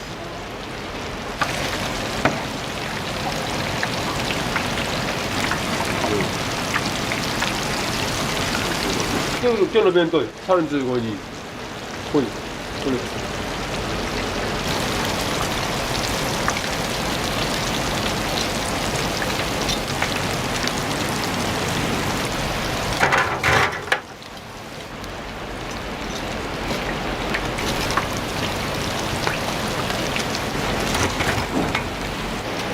大丈夫ですか？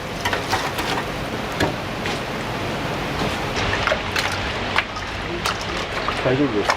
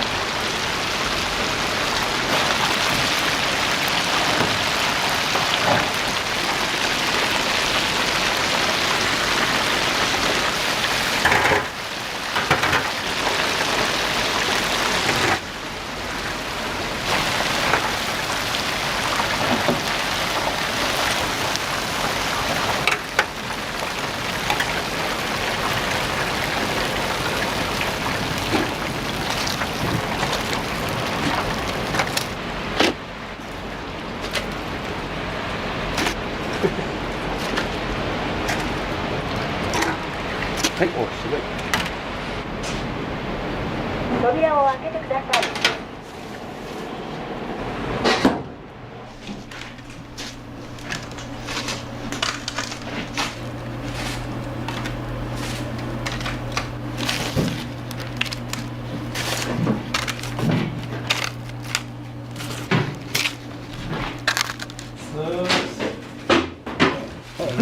今日お姉さん。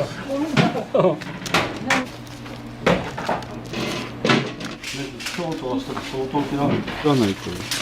本当言うたらね。キャベツやった。キャベツはあのぐらいだから15分ぐらい。悪かったんです。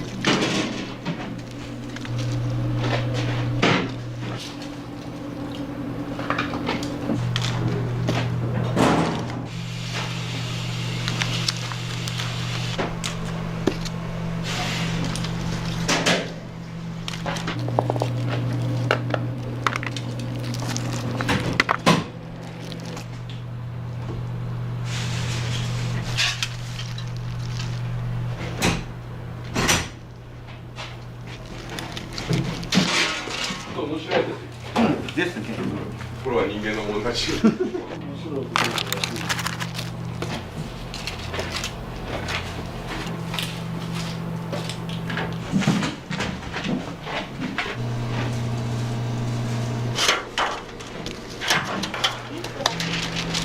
だと思ってましたよ。今日。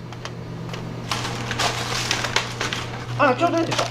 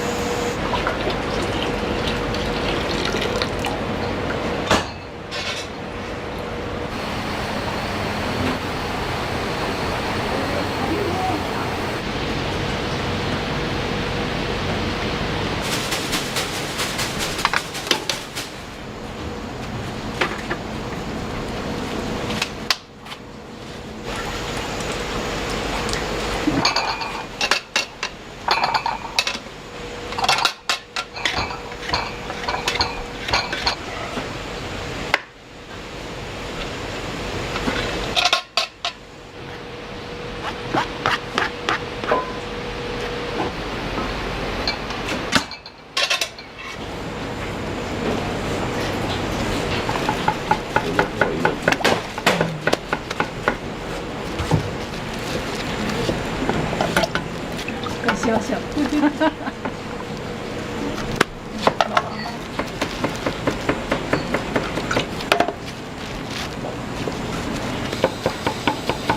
いいから人が来てくる YouTube もあるんだよね。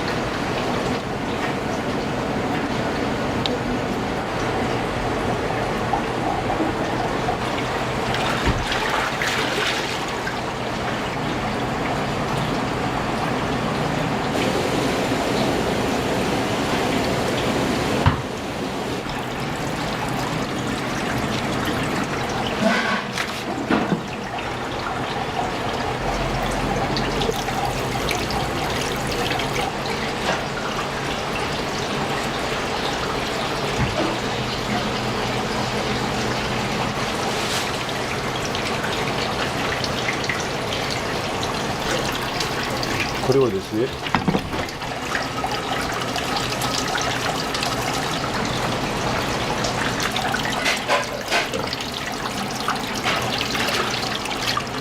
こんな感じ。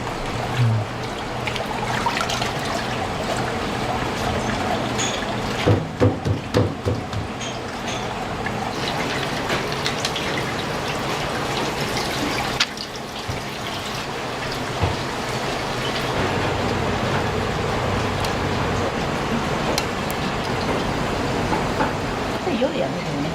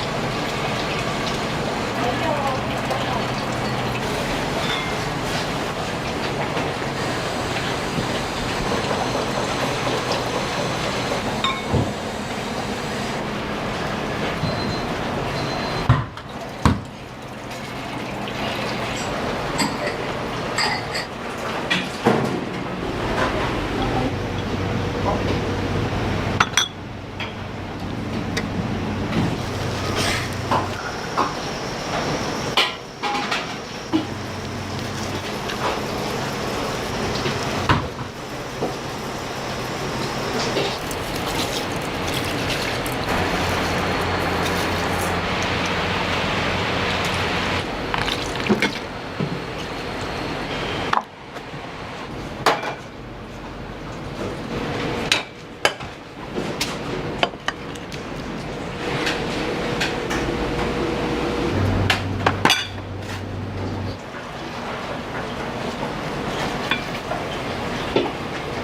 はようございます。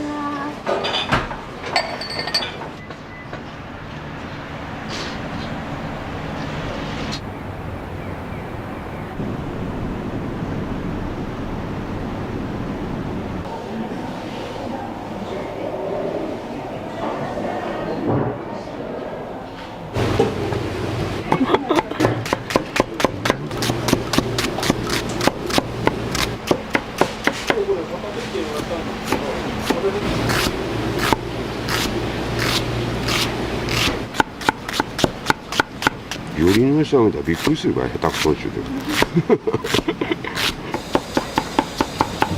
家族連れは来れるしね、子供いるから。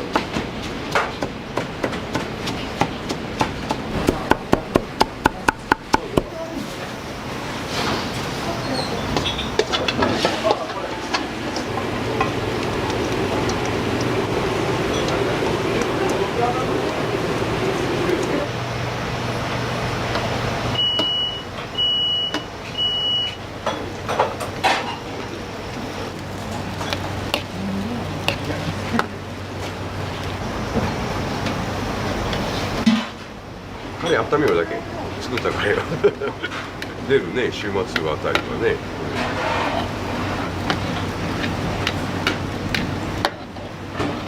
何が冷凍手ではない、パンに仕掛けて作るっていう。煮玉ねぎ、さっき言ってた玉ねぎが溶けてしまうよ。80人前ぐらい作るよ、1回に。だから肉しか残ってない。玉ねぎ溶けるでしょ、本当のあれが。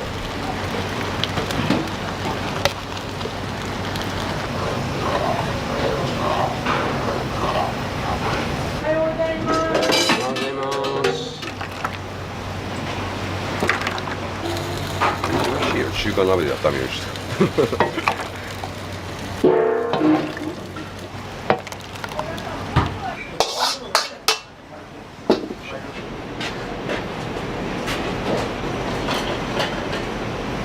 三豚の肩ロースです。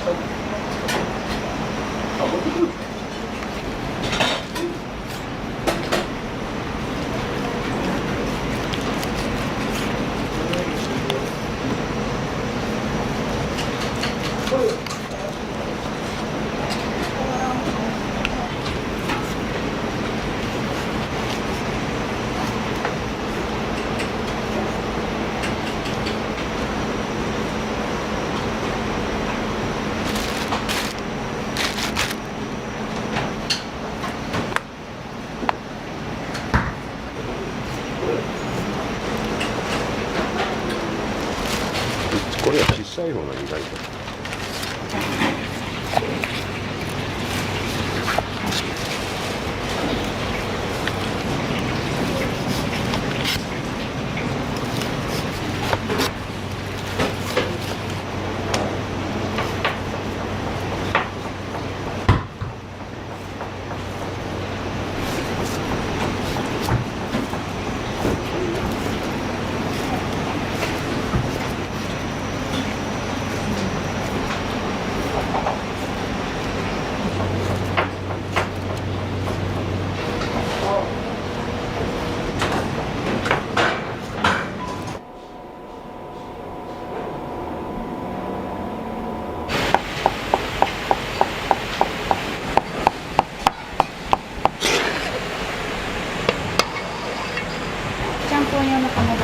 そうです。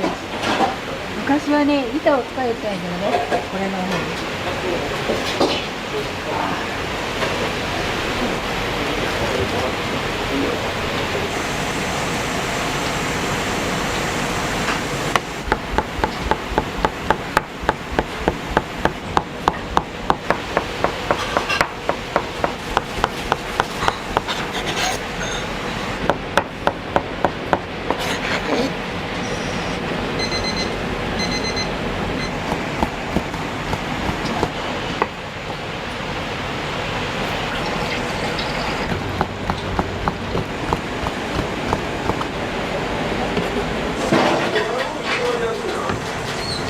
お塩営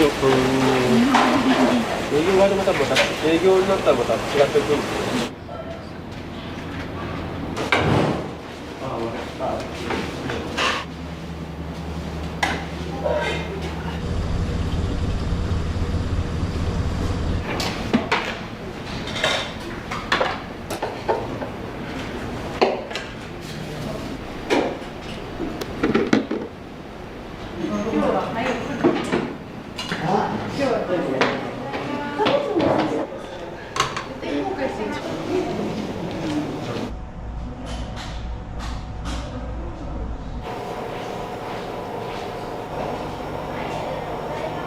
はい、いいです。どうぞ。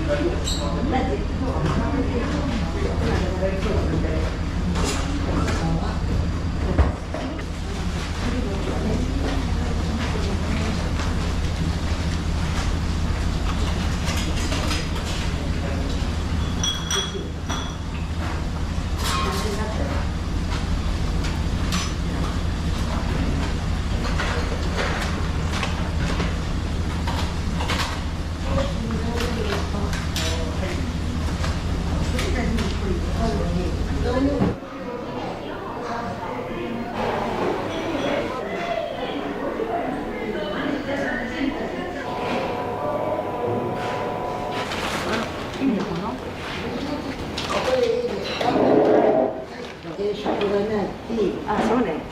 お客さんいなかったらすみません。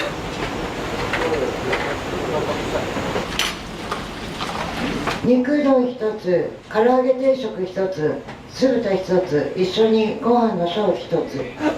めったにないです。一番ちゃんぽんじゃなくて幸先いいかもしれないです。ちゃんぽんが多いんですか？間違いない。9.5。間違いない。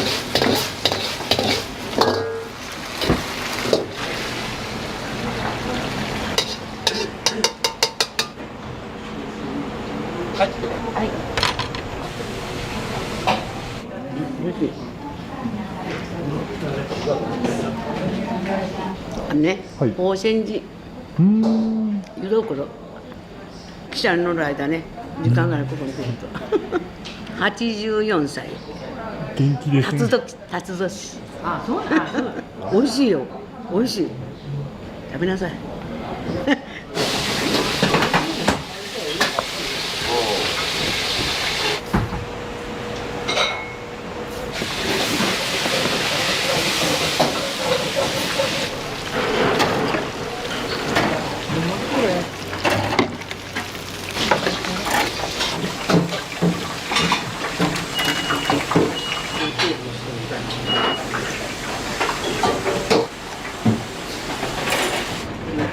食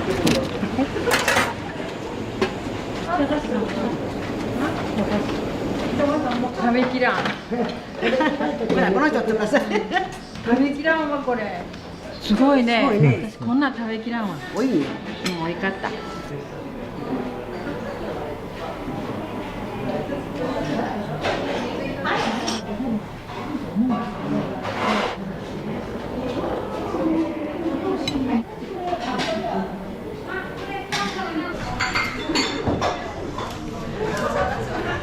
唐揚げの中に骨がついてるんです。お弁当だけは骨がないやつ使ってるんですけど、唐揚げ骨付きです。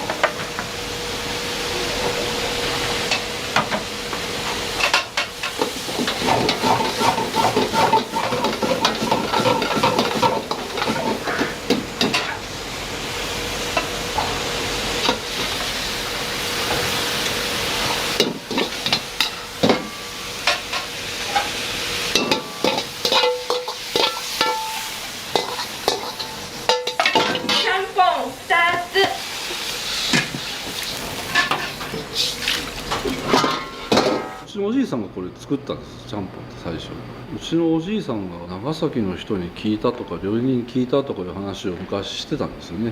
長崎の白いスープ白湯っていうじゃないですか。ああいうのって日田になかったと思うんですよ。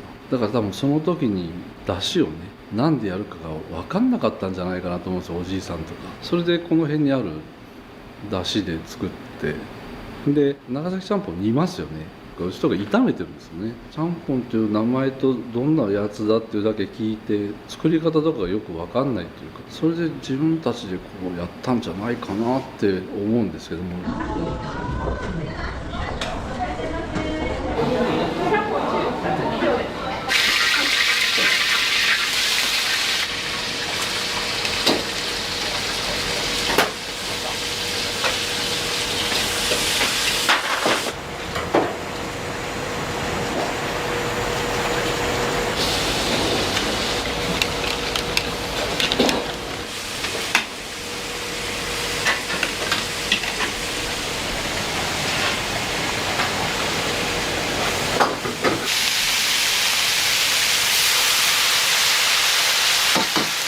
秘伝っていうか教えてないし誰にも。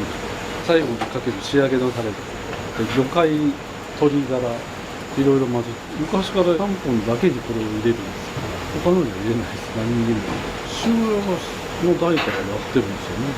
なんでか知らない。甘いような醤油のような。うちのちゃんぽんちょっと甘めって言われるんですよね。下に落ちるじゃないですか。野菜の甘みとかと一緒に。それでなんかちょうどいい具合になってるんじゃないかなと思いますね。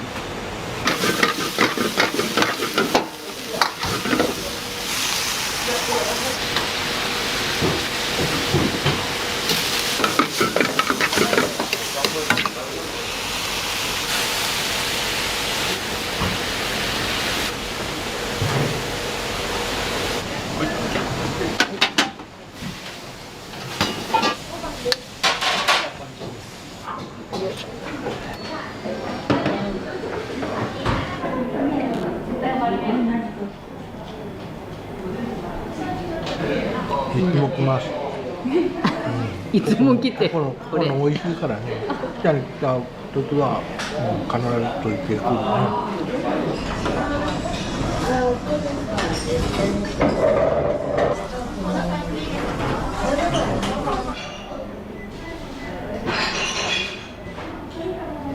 ち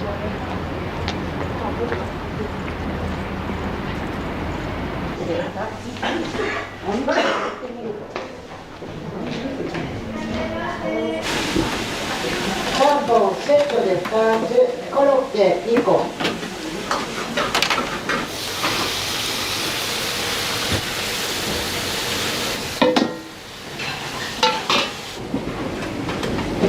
はい。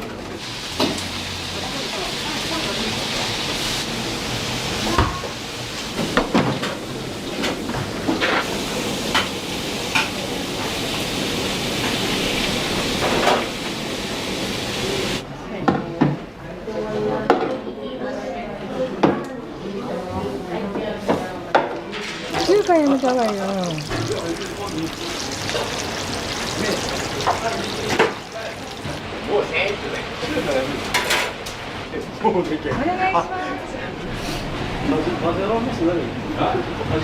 ます。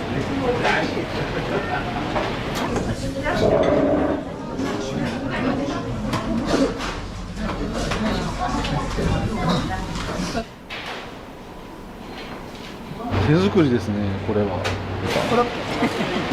55個ぐらいしかできないんじゃないかな、1日。一生懸命やってる。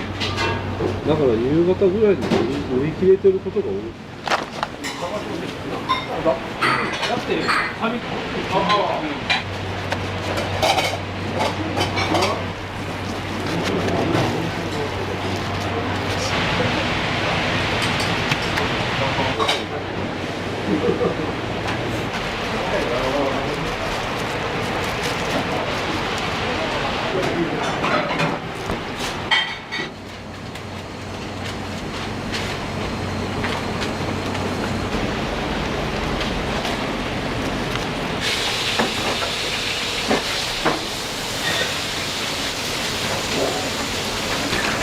生まれてくるんだ。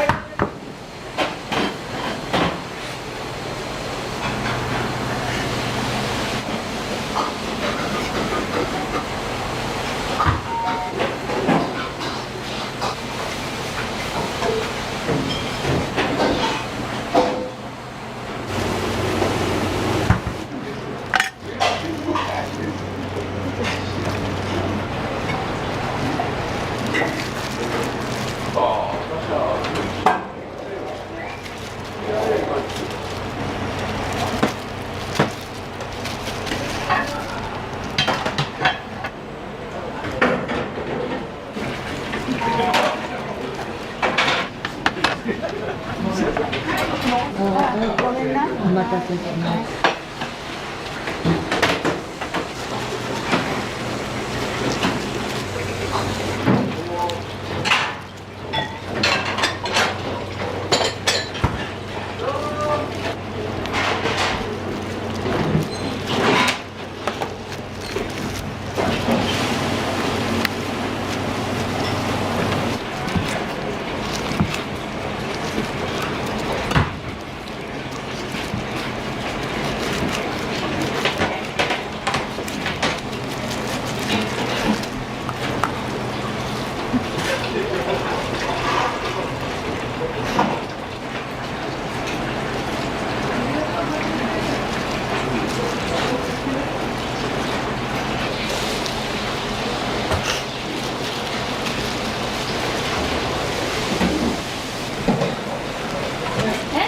ます。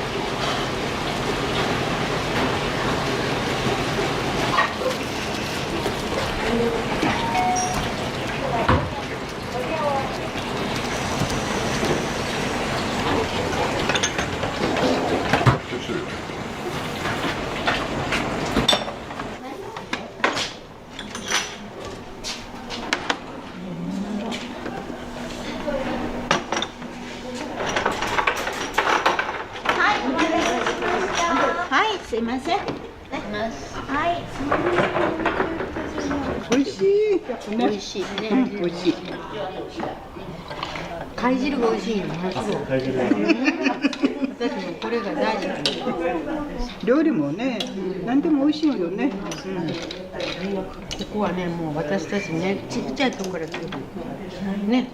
もう50年そうよね。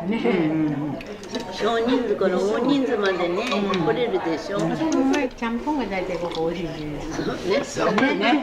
看板商品やね、ちゃんぽん。本当美味しいもんね、ちゃんぽん。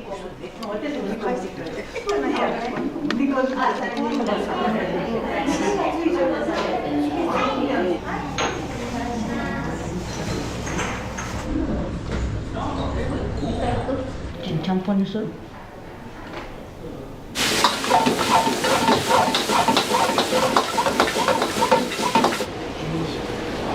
12時。今日が強い。強いな。あれなんですよ。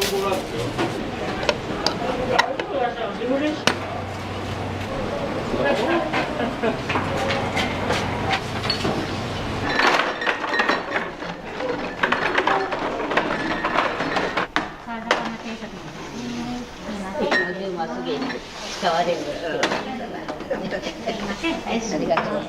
ます。ちゃんぽん用の方ですか。大盛りちゃんぽん用。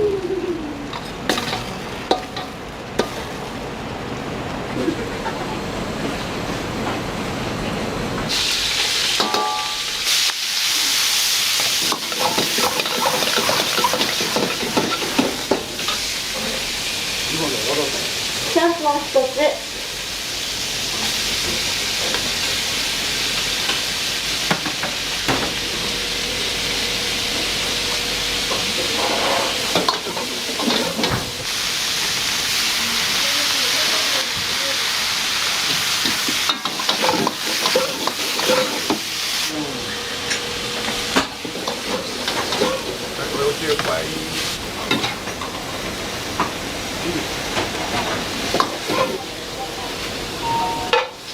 和定食2つ。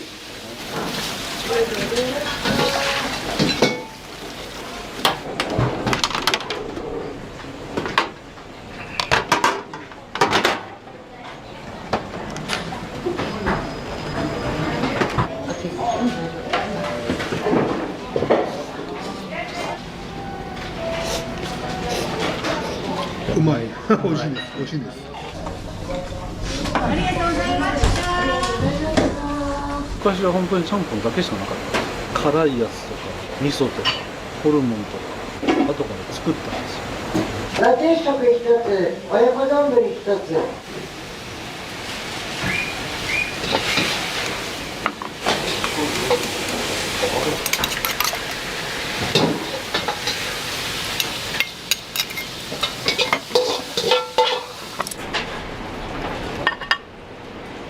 ちゃんぽん小、野菜大盛り1つ、味噌ちゃんぽん小。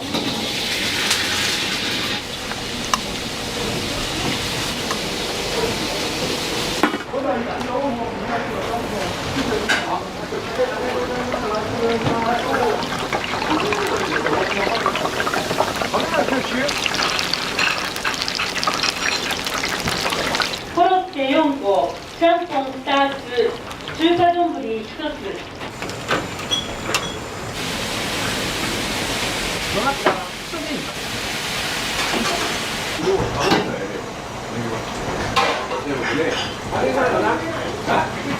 にちは。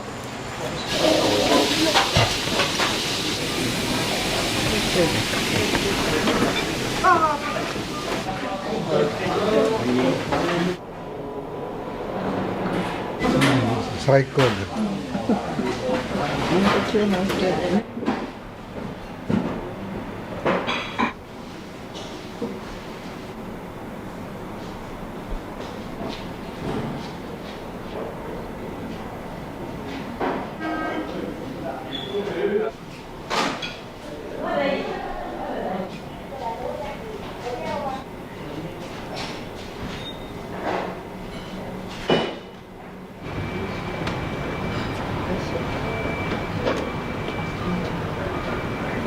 ありがとうございました。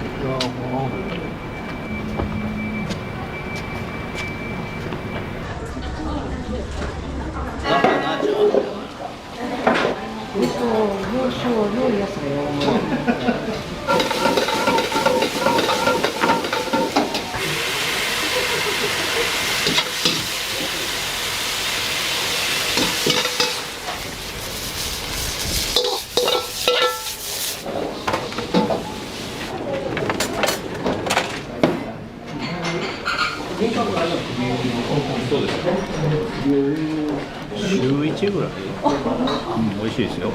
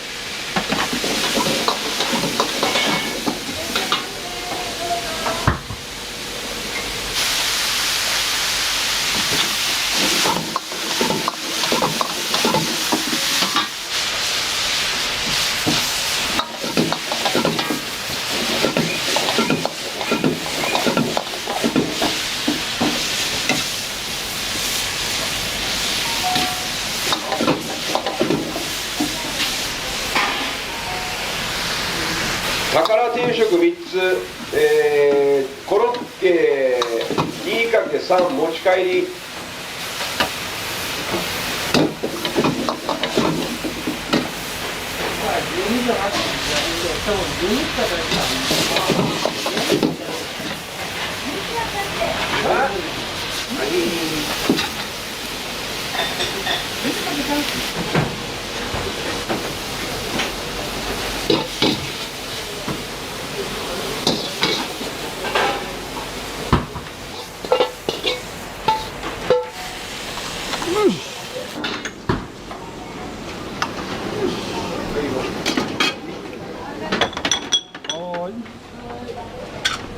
小1個7番です。はい。ありがとうございました。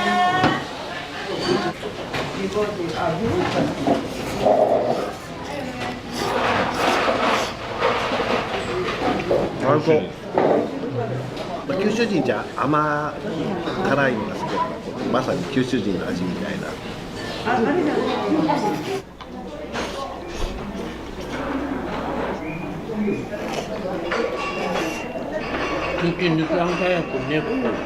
コロッケ4個、ちゃんぽん2つ、中華丼1つ。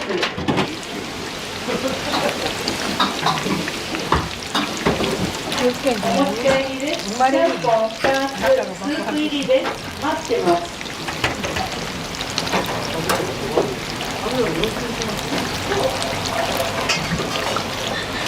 あ、そうです。そう。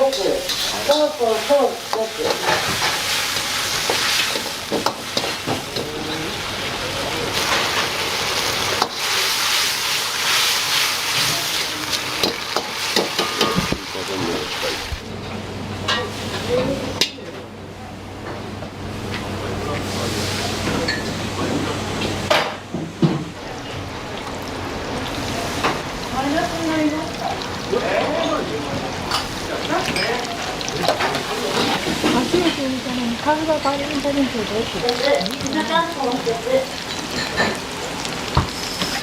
待ってる間に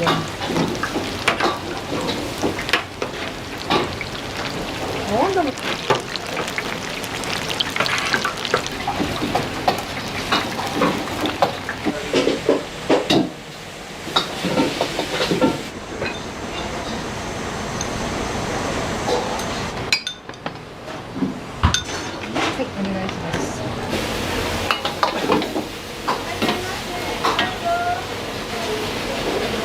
ちゃんぽん小1つ。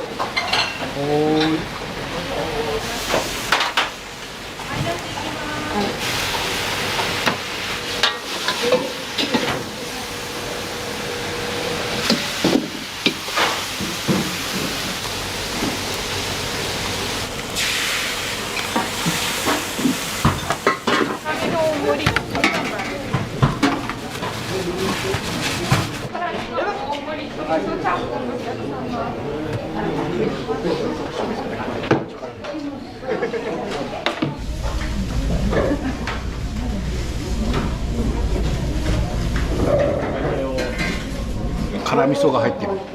辛味噌。うん、辛味ちゃんぽんですね。温まります。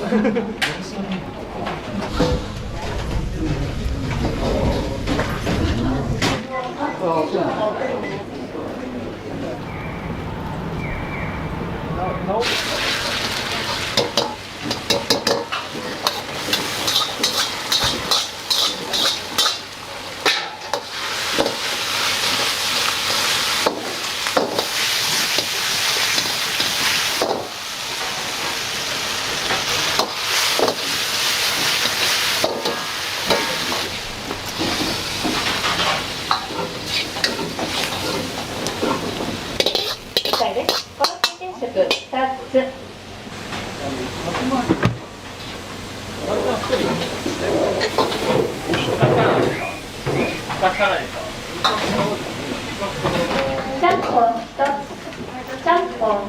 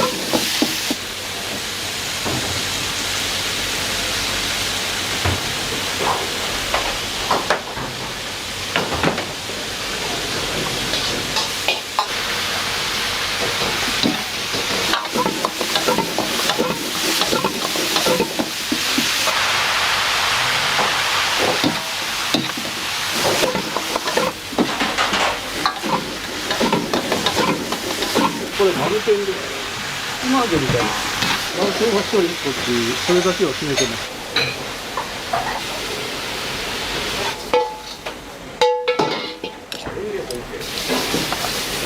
今日が10番。今日が10番。じゃあこれ4番に行ってもらっていいですか。はい、お願いします。ちゃんぽんセット。ちゃんぽんセット。お決まりさ。いや何でも美味しいけどね。いつも頼むのはちゃんぽんさ。うどんスープが元で、ずっと変わらない味ですね。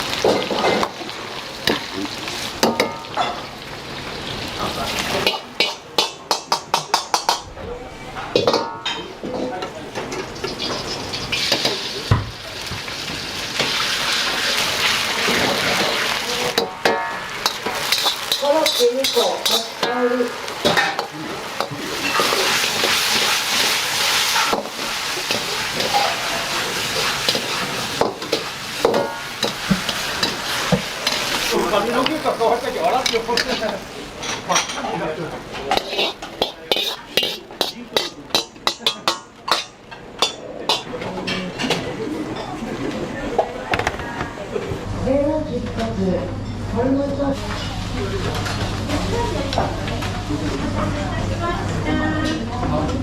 サーモンの大盛り1つ、川魚1つ。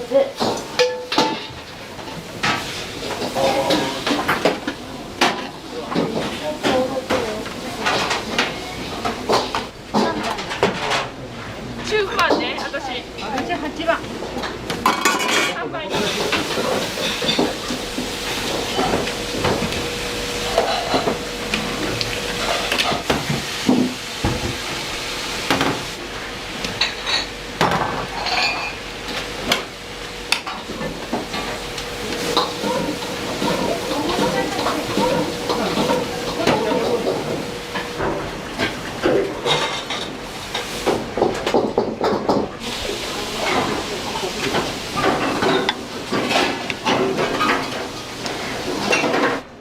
前菜ね。はい。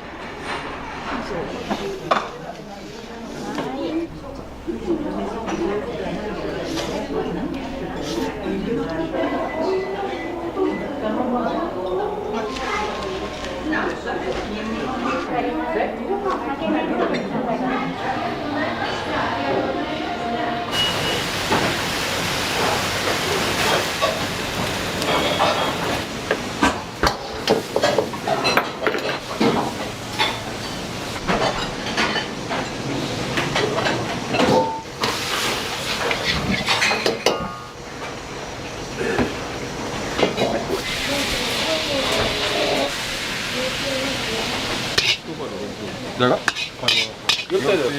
つ入れるとこ入れたじゃん。バカなことだ。中に。食券の。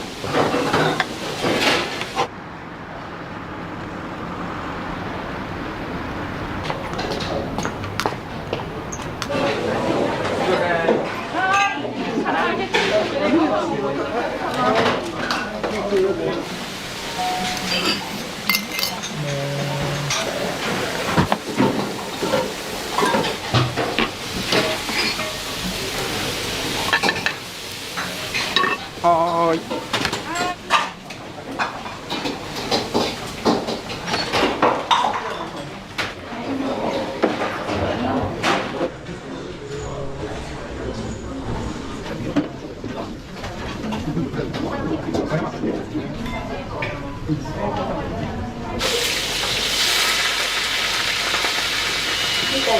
天ぷらうどん。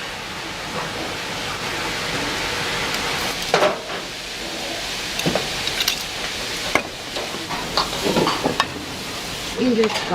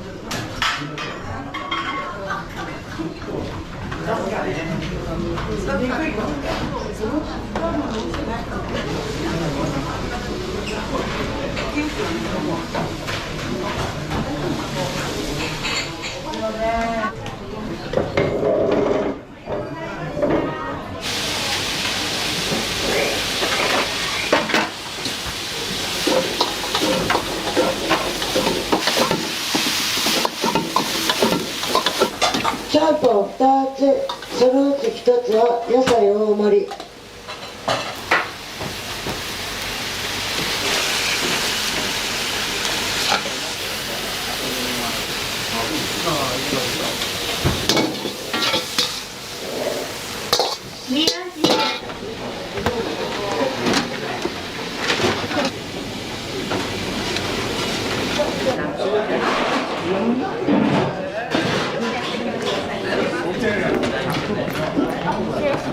だからあ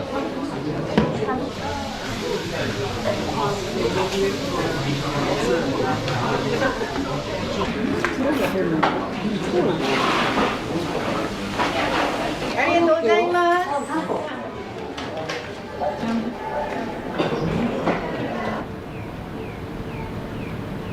ちゃんぽん1つ、ちゃんぽん大盛り。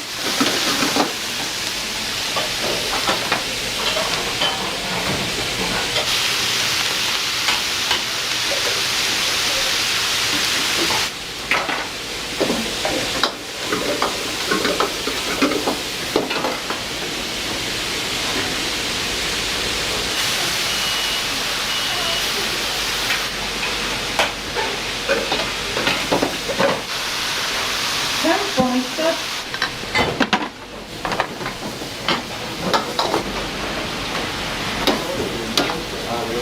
皿うどん1つ。最初の皿うどんと一緒やった。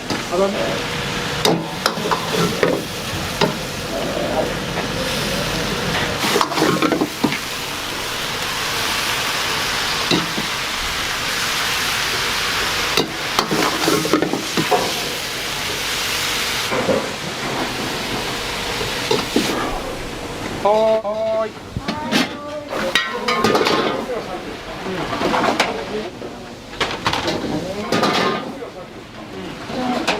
ちゃんぽんのお客様。全員で。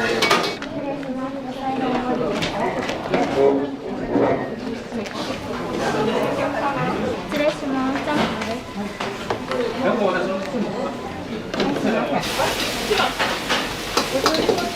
お醤油。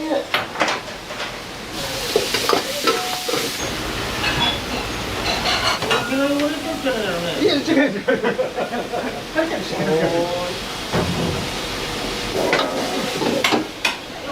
はい。五目麺です。いや、ここはご愛顧。フリーを1本17番でお願いします。これはもう絶対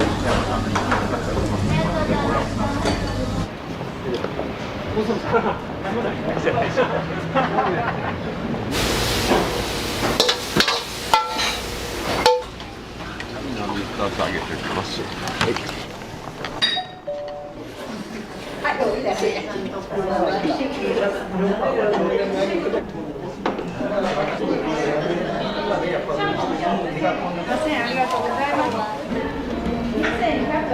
ちゃんぽんいつもの半分ぐらい。もう出ませんね。こんなもんじゃないけどね。お客さんも少ないんですか？少ないです。めちゃめちゃ少ない。火曜日だからっていうのもあるかもしれないですけどね。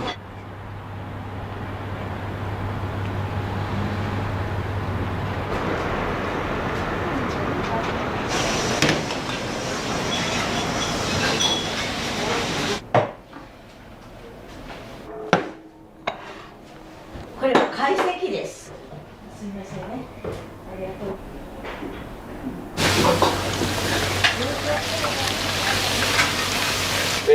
ちゃんぽん並小1個ずつ、ご飯が1つ。ちゃんぽん。はい。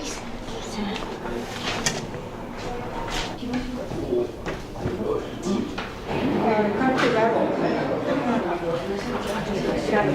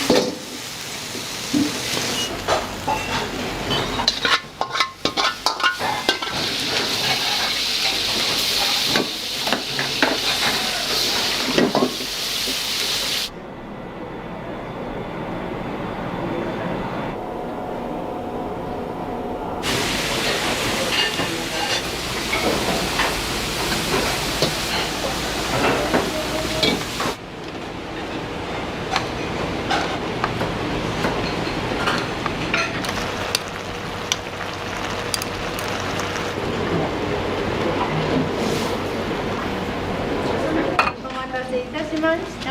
どうぞ。私も私もどうぞ。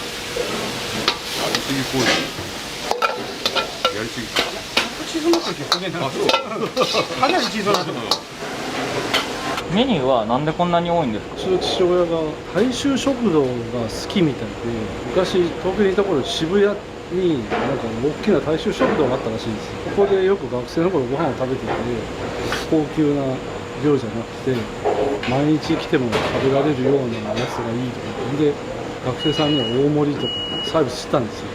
でだんだん量が多くなって、ちゃんぽんの量が多くなって、